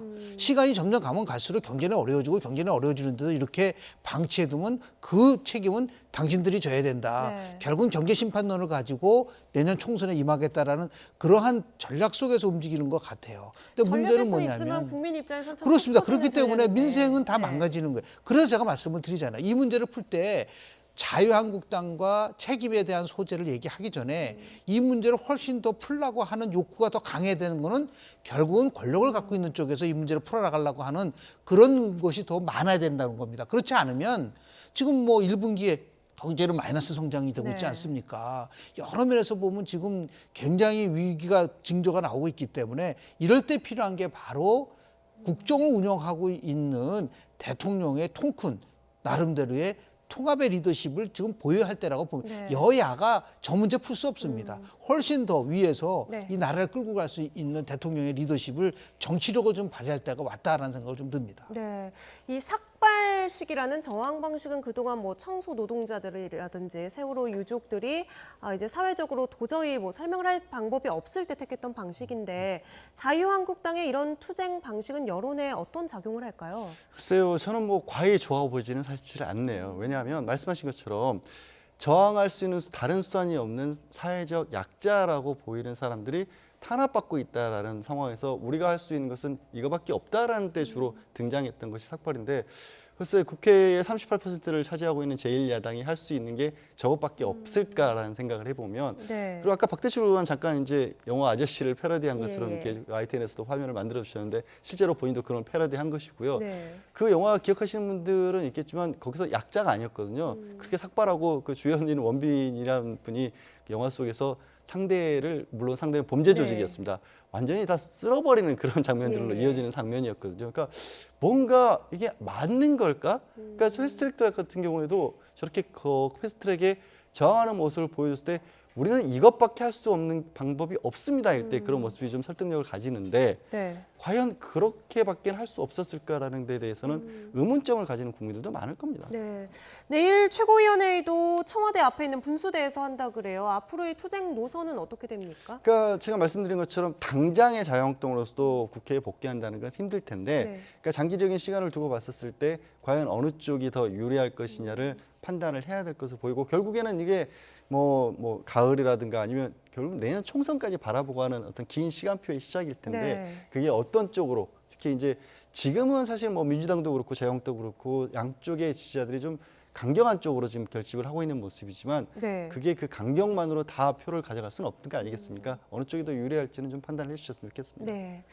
자, 이제 진영 대결 양상을 띠면서 역대 최고 청원을 기록한 정당 해산 국민청원 상황을 좀 살펴보도록 하겠습니다. 지금 시각 기준으로요. 지금 밤 11시 6분인데요. 자유한국당 정당 해산 청원이 참여 인원 162만 2,389명, 더불어민주당 정당 해산 청구는 26만 95명을 넘어섰습니다. 최근 며칠간에 좀 청원에 동의하신 분들 이 추이를 조금 분석을 해주신다면요. 일단은 뭐 숫자상으로 보면은 훨씬 많죠. 자유한국당을 해산하라고 하는 부분이 있는데 통계학적으로 보면은 실은 기간이 차이가 있기 때문에 네네. 단순한 숫자만 가지고 보기는 어려워요. 왜냐면 1일치로만 좀 떼어보면 어떨까요? 이벤트요? 1일치, 하루치에 이제 그럼 뭐 빠른 속도로 지금 자유한국당 해산에 대한 부분들이 특히 이제 국회 선진화법 가지고 국회에서 굉장한 농성이 있을 때 높아진 거라고 볼 수가 있는 건데요. 네네. 지금 한 열흘 정도 진행된 거라고 저는 봅니다. 네네. 이 자유한국당 해산과 관련된 부분들하고 그리고 뭐 더불어민주당 해산 부분은 한 이틀, 3일 정도 진행된 거라고 보고 있기 때문에요. 다만 저는 이제 여기서 좀 지적을 하고 싶어 숫자가 중요한 것은 아니다라는 겁니다. 그러니까 국민청원이라는 것은요. 우리 네. 헌법 26조 1항에 나와 있어요. 국민들이 청원할 수 있는 권리가 있기 때문에 네. 얼마든지 청와대를 통해서 저렇게 그 자신의 요구를 할 수 있는 부분들은 있을 수 있는데 다만 걱정스러운 거는 뭐냐면 청와대 국민청원의 장이 순수 목적을 이탈해서 네. 저렇게 이념 논쟁의 장으로 바뀌는 것에 대해서는 좀 우려할 만한 부분들이 있다고 보는 네. 것이죠. 그러니까 단기간에 이렇게 많이 나왔기 때문에 결국은 자유한국당을 향해서 각성하라고 하는 그러한 시그널을 보낼 수 있는 거는 맞지요. 네. 그러나 또 한편으로는 자유한국당 이렇게 얘기할 수 있어요. 자유한국당의 지지자는 훨씬 더 더불어민주당 해산을 원하지만 정부를 인정하지 않기 때문에 정부를 요청하지 않는다. 그래서 우리는 숫자가 적을 수도 있다. 이렇게 또 항변할 수도 있단 말이에요. 예. 그래서 중요한 것은 저렇게 여야가 대립되고 이념 진보와 보수가 충돌하게 되면은 대한민국에서의 갈등은 치유될 수 없는 부분들이 나올 수밖에 없다. 네. 그래서 저는 이 부분에 대해서 우리가 이겼다. 뭐 숫자를 가지고 그렇게 하는 부분보다도 여야 정당 저는 지난 그 트레스 출력 과정 속에서 보더라도 네. 일부 여론조사를 보면은 뭐 누가 잘했느냐 못했냐를 얘기를 하지만 정당을 각 소속 지지하지 않는 무당파만 가지고 뽑아봤을 때는 여야 책임이 있다는 것이 50% 육박합니다. 네. 그러니까 이런 부분들의 가정도 우리가 봐야 되기 때문에 단순한 숫자를 가지고서 서로 공방을 치르는 것은 네. 별로 그렇게 크게 저는 의미를 두고 있지는 않습니다. 교수님은 숫자보다는 지금 이 현상이 가리키고 있는 것, 이념 갈등과 진영 대립이 다시 이게 더 예. 고차원적이라면 어떻게 하면 우리가 이 여야 갈등을 치유할 수 있는 합법적인 것에 대한 청원 이런 식으로 가는 것이 오히려 더 미래지향적으로 갈 수 있는 해법이 나오지 않을까라는 생각을 좀 하게 됩니다. 네, 일단 숫자로 보면 청원자 수에 상당한 차이가 있긴 합니다만 일단은 양쪽 모두 20만 명을 넘어섰기 때문에 청와대에서 답변을 줘야 되거든요. 예. 청와대에서 어느 정도 선까지 이거는 답변할 수 있을까요? 사실은 청와대에서는 굉장히 원론적인 얘기를 하겠죠. 뭐 헌법재판소에 어떤 식으로 청원을 할 수 있고 어떤 사유가 있었을 때 정당 해산을 청구를 할 수가 있는데 네. 뭐 이런 정도로 얘기를 하는데 저는 청원하시는 분들이 이 청원을 하면서 쓰는 댓글 중에 가장 눈에 많이 띄는 것들이 어떤 거였냐면 이렇게 청원을 해서 실제로 해산이 되지 않으리라는 거 우리도 너무 잘 알고 있다는 겁니다. 그러니까 정말로 정당을 해산하는 의미에서 가는 게 아니라 네.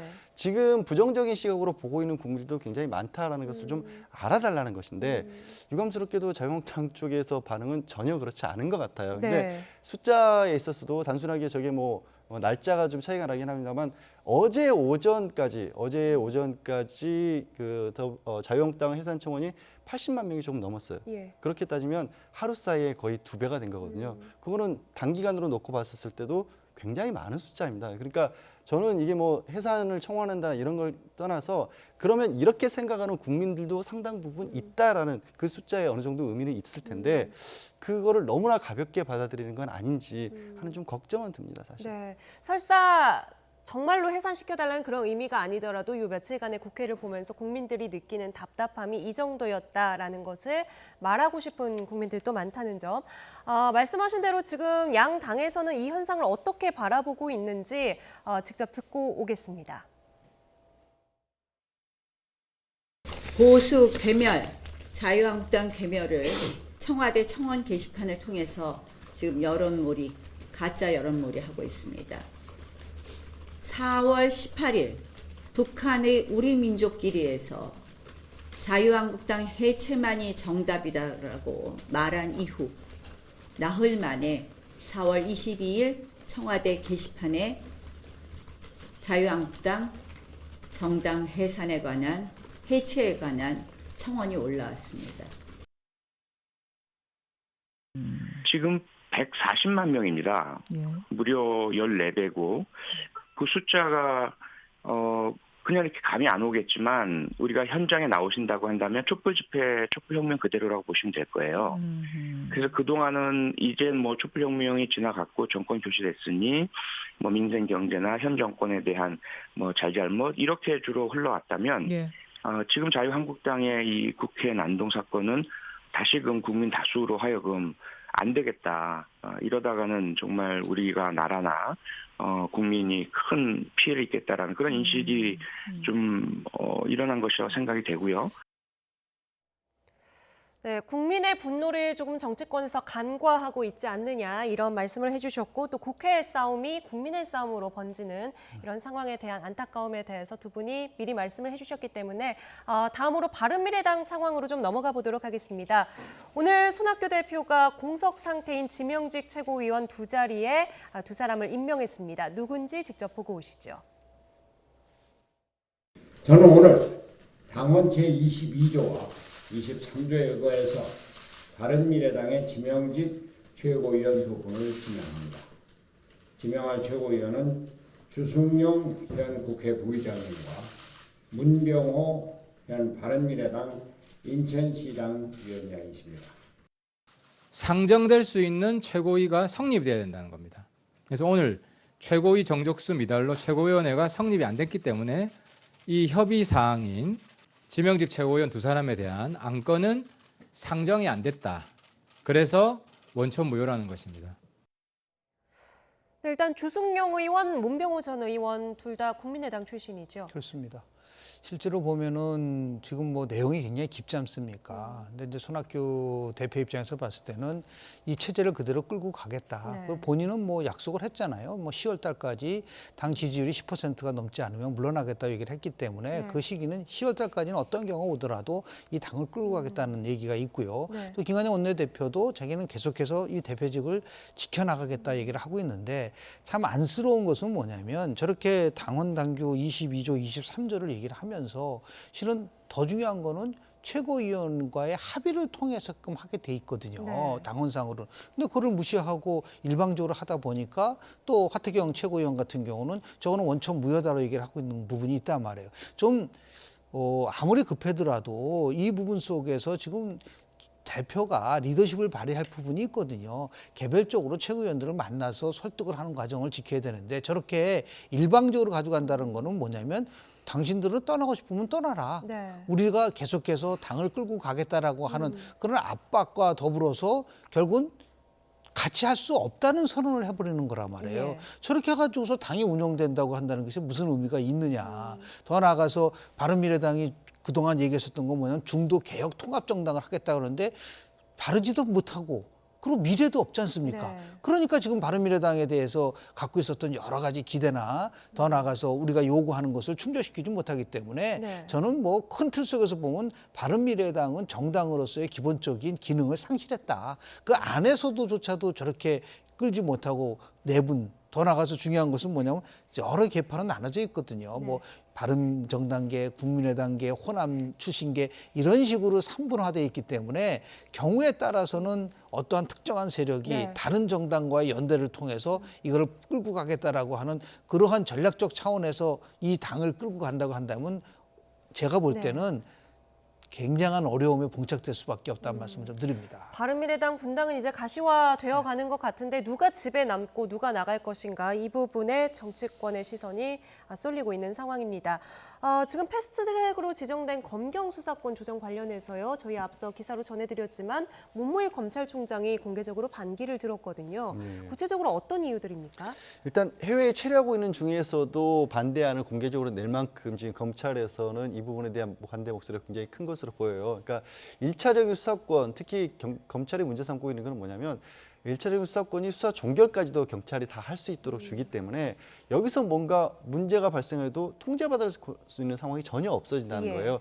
그리고 한 가지 이제 그 정보 경찰이라는 표현을 많이 쓰는데 현재도 그 경찰이 가지고 있는 숫자가 많고 전국 각지에 있기 때문에 워낙 많은 정보를 통해서 어떻게 보면 부정적으로 쓰여질 수 있는 그런 힘이 있는데 그것들마저도 다 이렇게 보면 검찰의 손을 다 떠나버리게 된다는 거죠. 그러면서도 한편으로는 또 이게 이제 검찰로서는 상당히 자존심이 상하는 부분이기도 한데 소송에 있어서도 현재의 공수처의 검경 수사권 조정안에 따르면은 이 검찰의 조서 역시도 현재 경찰이 받고 있는 것과 마찬가지로 법정 내에서 부인을 하게 되면 다시 처음부터 들여다봐야 되는 그러니까 그것 자체로서 증거로 쓰일 수 있는 능력도 잃어버리는 거기 때문에 상당히 많은 부분이 약화가 돼 있는데 그래서 이제 저는 뭐 이전부터도 사실 지난해 11월부터도 반대하는 입장을 쭉 꾸준히 펴왔는데 지금 패스트트랙에 올라가 있는 부분에서 검찰의 목소리가 배제된 부분이 있고 또 실제로 그것이 합리적으로 어느 정도 반영할 부분이 있다라면 이게 패스트트랙 자체에 대한 어떤 반발이라보다는 그 안에서 충분히 검찰의 목소리도 그리고 이 그 필요한 부분에 해당하는 것이라면 받아들일 수 있는 계기로 좀 삼았으면 좋겠습니다. 이제부터 뭐 조율을 할 수는 있는 부분이니까. 그런데 여야 사당은 일단 모두 비판적인 입장을 내놓은 것 같은데요. 여야 사당형 패스트트랙을 지정했었기 때문에 다른 두 가지 면에서 보는데요. 노무현 전 대통령 때 취임하자마자 검사와의 대화라는 게 있었었습니다. 그때 굉장히 충격적이었었거든요. 이렇게 되면 막 가는 거죠라고 얘기했었던 그 검찰 조직이 강합니다.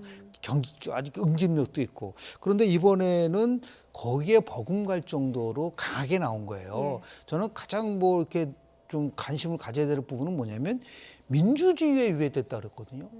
아니 다른 정부가 아니라 촛불 민주주의에서 탄생한 이 정부에서 민주주의에 위배되는 이 법안을 마련했다는 거는 이거는 엄청난 저항이거든요. 그래서 현 정부가 이제 도전이 시작됐다. 굉장한 시험대에 올랐다고 저는 봅니다. 그래서 분명한 거는 검찰에 가이드라인을 주지 않는다는 거가 확인이 됐지만 이 문제는 아마 두고두고도 이 정부가 어떻든 간에 이 문제를 조율을 잘 하지 못하면 정말 이 국정 운영을 하는 데 있어서의 큰 부담이 될 수 있는 부분들도 있기 때문에 일단 패스트트랙이 뭐 지정된 것이지 통과된 건 아니기 때문에 검찰의 내용이 충분히 반영될 수 있는 그러한 지혜가 절대적으로 필요한 시기라고 저는 봅니다. 한 가지만 짧게 추가를 드리면요. 검찰과 경찰이나 권력이 집중돼 있기 때문에 이 부분에 대한 논의가 있는데 그럼 검찰도 마찬가지고 경찰도 마찬가지고 국민 입장에서 둘 다 권력기관이거든요.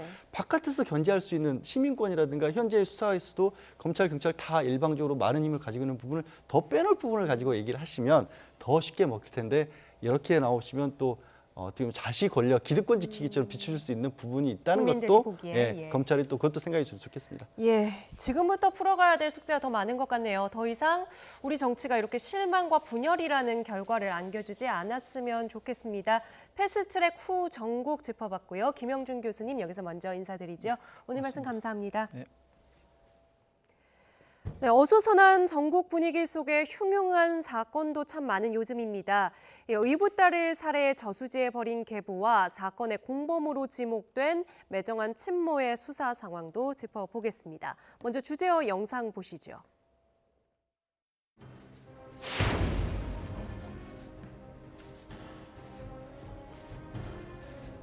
지금 혹시 할 말 없으세요? 처음부터 계획을 했던 겁니까? 같이 상의를 해서 살해 계획 세웠던 거니까? 아내와 함께 보면 공명한 사실이 맞으신가요? 딸에게 하실 말씀 없으세요? 잠깐만. 한 말씀만. 나와. 지금 신경 한 말씀만 해주세요. 지금 어떠십니까? 그 차 안에서 엄마가 처음부터 공부하신 거예요? 한 말씀만 해주세요. 닫아. 의붓딸 살해한 이유가 뭡니까? 친구와 함께 범행 계획했습니까? 의붓딸에게 미안하지 않습니까?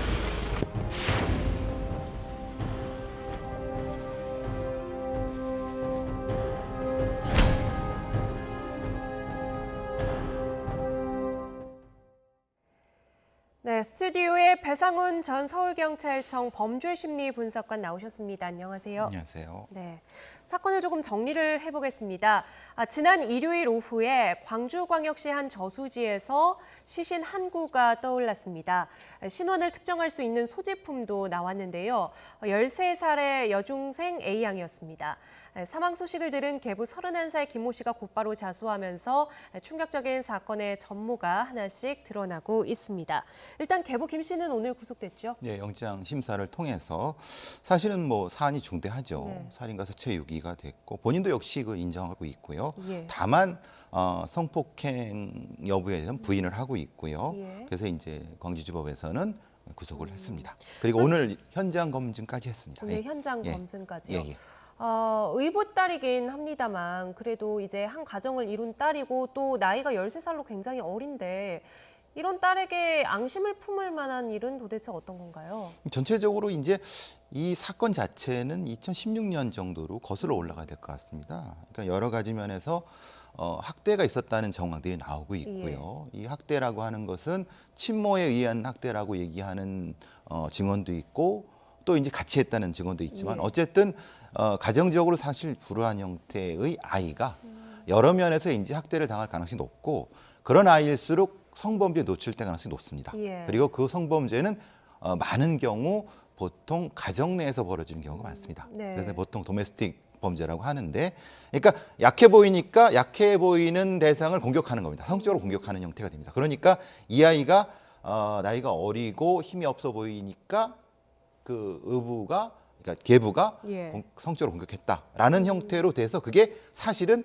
지금 증언된 건 한 2건, 3건이지만 실제로는 더 될 수도 있다. 네. 그것을 사실은 경찰에서 초기 신고 때 하지 못한 점이 참 아쉬운 부분이 있습니다. 네.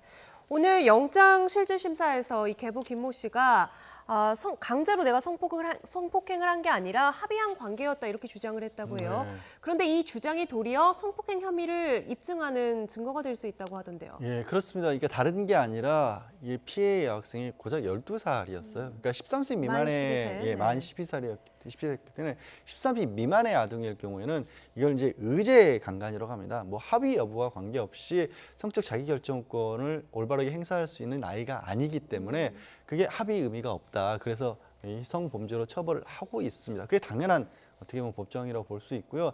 사실 잠깐 뭐 얘기가 나왔습니다만 그런 일을 겪었기 때문에 그리고 그 일을 겪은 이후에도 아마 몇 차례 더 성적인 시도를 했던 모양이에요. 네. 그래서 견디다 못한 이 여학생이 경찰에 신고됐고 친아버지에게도 털어나는데 그게 빌미가 돼서 그 사실을 이른바 입막음하기 위해서 지금 살해한 게 아니냐라는 그런 의혹을 받고 있는 거죠. 네. 이 의붓 딸을 살해한 계부보다도 딸을 직접 불러냈다고 하는 친모, 그러니까 친어머니의 행동이 더 충격적이라는 여론인데요. 일단 이 계부와 친모의 진술이 엇갈리고 있는 거죠. 예, 그러니까 이제 공모 여부, 그러니까 이 어떤 범행 도구를 구입하는 부분까지는 같이 간 것 같은데 예. 범행 현장에 있었는가 없었는가에 대한 부분에서 이제 갈리고 있습니다. 예. 이건 계부의 주장입니다. 친모가 공전화로 불러냈고 이제 그 CCTV까지 나왔습니다. 네. 같이 차를 타는 것까지 나왔고 그리고 근데 문제는 그 살해 그 차 안에서 어느 공간으로 가서 살해를 한 부분까지 있었는지 친모가 아닌지에 대해서 계부는 있었다고 하고 네.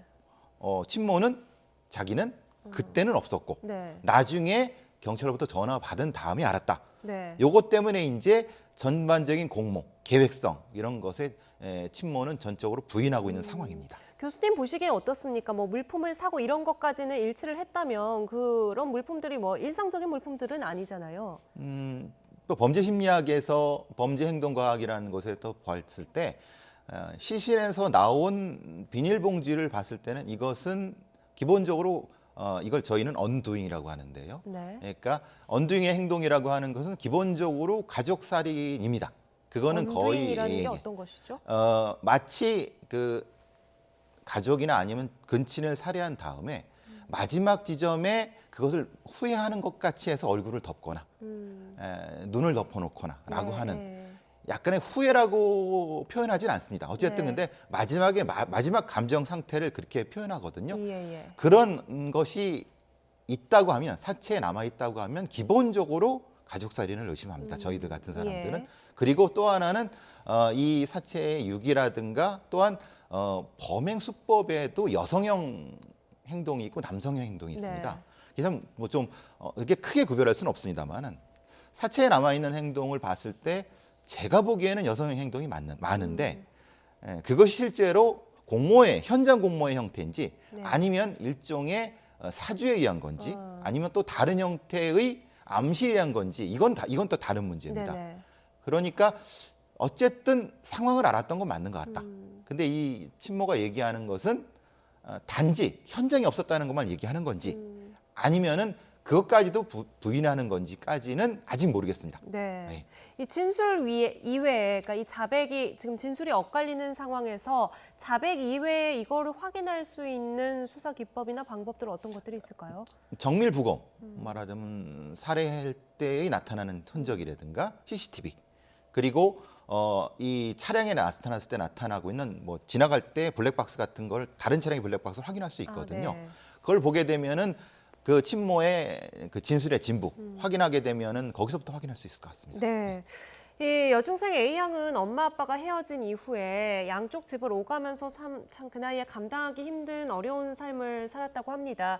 지금 주변인이나 가족을 통해서 이 A양이 어떻게 생활했는지 조금씩 윤곽이 나오고 있던데요. 예, 그렇습니다. 사실 2016년경 그러니까 지금 피해를 당했을 때 중2니까 초등학교 때부터 이제 친부 집하고 이제 계부 집을 왔다 갔다 했었던데 조부모들이 좀 적극적으로 얘기를 하고 있어요. 그러니까 심지어는 계부뿐만 아니라 친어머니하고도 사이가 좋지 않았다. 그리고 무속인이었는데 학교도 제대로 보내지 않으면서 네. 이제 무속인으로 살기를 좀 강요했다. 그런 거 가지고 뭐 추운 겨울에 쫓아내기도 했었고 아동보호소로 보내기도 했었다라는 얘기를 하고 있고 물론 여기에 대해서 이제 그 친어머니 같은 경우는 부인을 하고 있습니다. 그러니까 할아버지 할머니가 모르는 사실들도 많이 있기 때문에 그렇지 않다라고 했는데 그게 어찌됐든 어른들 사이에 갈등이 있었던 건 분명히 보이고 사실 이 피해 학생 29일 날 학교에서 수학여행 갈 계획이었다고 하네요. 네. 수학여행을 가야 할 학생이 싸늘한 시신이 돼 있습니다. 친구들은 다 수학여행을 갔을 텐데 지금 뭐 이 사건이 워낙 충격적이다 보니까 전문가들도 지금 여러 가지 정황이나 상황을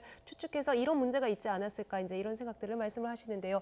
교수님 보시기에는 이 가정에서 어떤 문제가 가장 컸다고 보이십니까? 기본적으로 이 죽은 아이는 일종의 지워진 아이죠. 버려진 아이 형태죠.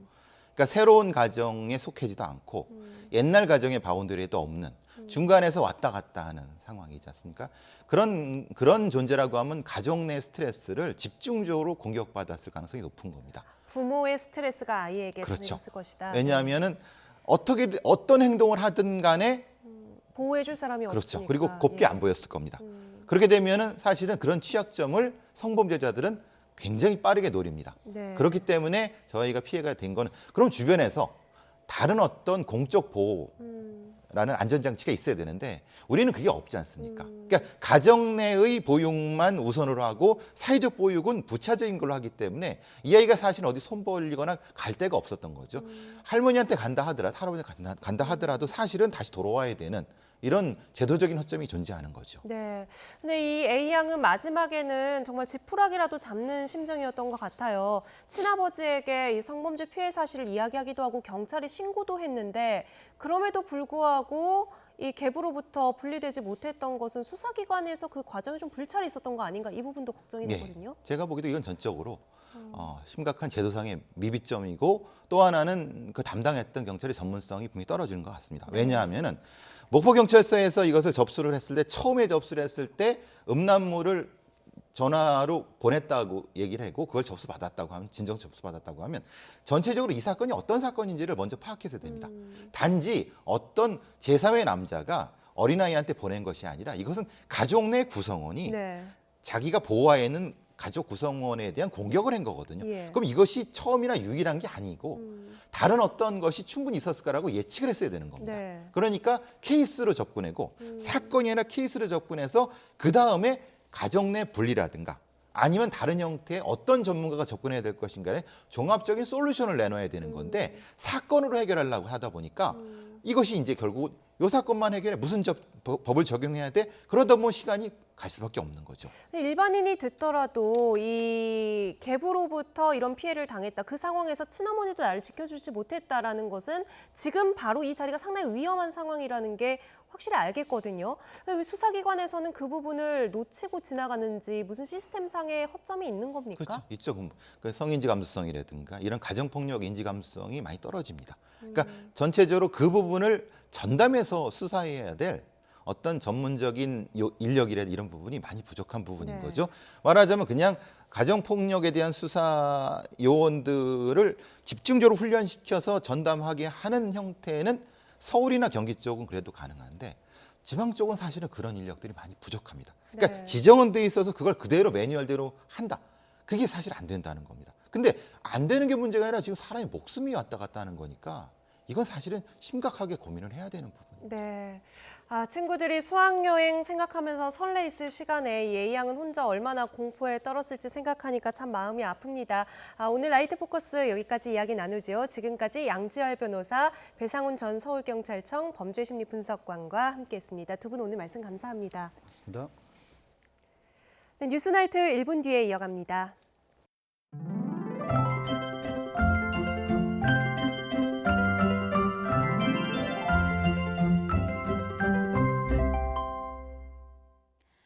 (4월에서) (5월로) 달력이 한 장 넘어갔을 뿐인데 봄 기운은 한층 더 짙어진 기분인데요. 내일은 전국에 맑은 하늘이 드러나면서 따뜻한 봄 날씨 만끽하기 좋겠습니다. 내일 아침도 크게 쌀쌀하지 않겠고 낮 기온도 서울이 23도, 대구가 24도 등 오늘만큼이나 오르겠는데요. 다만 일교차가 크다는 점을 염두에 두시고요. 옷차림에는 주의하시기 바랍니다. 내일은 전국이 대체로 맑겠고 대기질도 양호하겠는데요. 다만 대기가 정체되면서 오전까지는 미세먼지 농도가 높게 나타날 수 있겠습니다. 내일 아침 기온은 오늘과 비슷하거나 조금 더 낮겠습니다. 서울의 아침 기온은 10도, 청주와 대전은 9도, 부산은 14도로 출발하겠고요. 낮 기온도 오늘만큼이나 오르겠습니다. 서울의 낮 기온은 23도, 대전은 24도, 부산은 21도로 예상됩니다. 어린이날 연휴 내내 화창한 봄 날씨가 이어지겠고요. 특히 주말에는 서울의 낮 기온이 25도까지 오르는 등 때이른 초여름 더위가 찾아오겠습니다. 지금까지 날씨 정보였습니다. 수요일 뉴스나이트 마칩니다. 편안한 밤 보내십시오.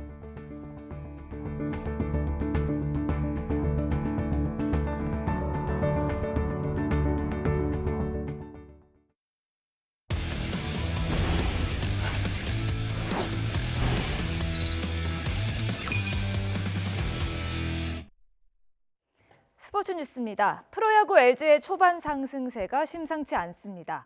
젊은 투수들은 잘 던지고 타자들은 득점 기회를 놓치지 않았는데요. 7연승을 달리며 20승에 안착했습니다. 프로야구 소식 허재원 기자입니다. 한 점 차로 끌려가던 LG가 4회 투아웃 이후 유강남과 박용택의 연속 2루타로 승부를 원점으로 돌립니다. 충분히 잡을 수 있는 타구였지만 KT 좌익수 김민혁의 판단 실수가 아쉬웠습니다. 5회에도 LG는 KT의 불안한 수비를 틈타 전세를 뒤집었습니다. 상대 투수의 견제 실책으로 1-3루 기회를 잡았고 이천웅의 1루 땅볼을 잡은 오태곤이 머뭇거리는 사이 3루 주자가 홈을 밟았습니다. 곧이어 오지환이 중전 적시타를 쳐내며 역전에 성공했습니다. 이후 LG가 자랑하는 철벽 개투진이 가동됐습니다. 신정락과 진해수, 고우석이 각각 1이닝씩을 무실점으로 막아내며 팀의 7연승을 지켜냈습니다. LG 선발 배재주는 6이닝 2실점으로 호투하며 올 시즌 첫 승리를 수확했습니다. 반면 KT 선발 알칸타라는 8회까지 완투하고도 패전 투수가 됐고 KT는 7연패에 빠졌습니다. 문학에서는 국내 선발 최원태와 박종훈의 명품 투수전이 펼쳐졌습니다. 두 선발 투수 모두 7회까지 무실점 역투를 펼친 가운데 고종욱이 8회 친정팀의 비수를 꽂는 결승타를 쳐내며 SK의 승리를 이끌었습니다. 한화 선발 김범수는 두산 강타선을 5회까지 한 점으로 막아내고 프로 데뷔 후 첫 선발승의 기쁨을 누렸습니다. YTN 허재원입니다. 미 프로야구 텍사스의 추신수가 부진에 빠진 강정호 앞에서 멀티히트를 기록했습니다. 추신수는 피츠버그와의 경기에 1번 타자 좌익수로 선발 출전해서 5타수 2안타를 치며 시즌 타율을 3할 3푼 3리로 조금 올렸습니다. 시즌 타율 1할 6푼으로 부진한 강정호는 선발에서 제외된 채 벤치에서 추신수의 활약을 지켜봤습니다. LA 다저스의 류현진은 내일 시즌 4승에 도전합니다. 류현진은 내일 오전 10시 45분 샌프란시스코의 경기에 선발 등판해서 상대팀 에이스 범가너와 맞대결을 펼칩니다. 류현진은 2013년 4월 메이저리그 데뷔전에서 범가너를 상대하고 지금까지 8번 만났는데요. 지난달 3일 경기에서는 7이닝 2실점으로 승리 투수가 됐습니다. K리그 최고의 라이벌전이죠. 서울과 수원의 슈퍼매치가 올해는 어린이날에 처음으로 열립니다. 두 팀은 화끈한 맞대결을 약속했습니다. 김재형 기자입니다. K리그의 흥행 보증수표인 서울과 수원의 슈퍼매치는 지난해 명성에 금이 갔습니다. 3경기에서 평균 관중 19,000여 명을 기록해 전년보다 30%나 줄었습니다. 특히 수원에서 열린 2경기는 13,000명까지 관중 수가 떨어져 위기론까지 제기됐습니다. 두 팀의 성적 부진과 함께 재미없는 경기 내용도 영향을 미쳤다는 평가가 지배적입니다. 이에 따라 올해 첫 슈퍼매치를 앞둔 두 팀은 재미와 기쁨을 한 목소리로 강조했습니다. 팬들이 기대하는 그 즐겁고 재미난 축구를 하기 위해서 선수들과 준비를 해나가겠습니다. 우리 절친 이 감독이 또 이 높았고 축구를 하기 때문에 상당히 재밌을 것 같습니다. 예. 공격 축구의 최전선에는 올 시즌 나란히 4골을 더 들인 수원의 타가트, 서울의 펠시치가 나섭니다. I think the main key point for us is that we work as a team, and I think for all of us, if we're all working together, then we can beat anyone. It's going to be an entertaining match. Everybody knows what a supermatch means. We are all here for a purpose, to make a great show of this. 지난해 서울에서 수원으로 이적한 대안이 스승 최용수 감독을 향해 창끝을 겨누는 것도 87번째 슈퍼매치의 관전 포인트입니다. 슈퍼매치에서 8골을 기록해 최다 득점자인 대안은 서울에서 7골, 수원에서 1골을 더 들였습니다. 허락 없이 온 격에 대해서는 상당히 불쾌하죠. 예. 근데 뭐 어찌겠습니까? 예. 또 상대를 만났지만 또 그 친구의 또 최고의 경기력을 보고 싶고. 시즌 첫 슈퍼매치에 관중 2만 명 이상이 모인다면 올 시즌 최다 기록을 경신합니다. 시즌 초반 K리그 흥행의 가늠자가 될 슈퍼매치는 어린이날 오후 4시 수원 월드컵 경기장에서 열립니다. YTN 김재영입니다. YTN 스포츠 뉴스 마칩니다. 시청해주신 여러분 고맙습니다.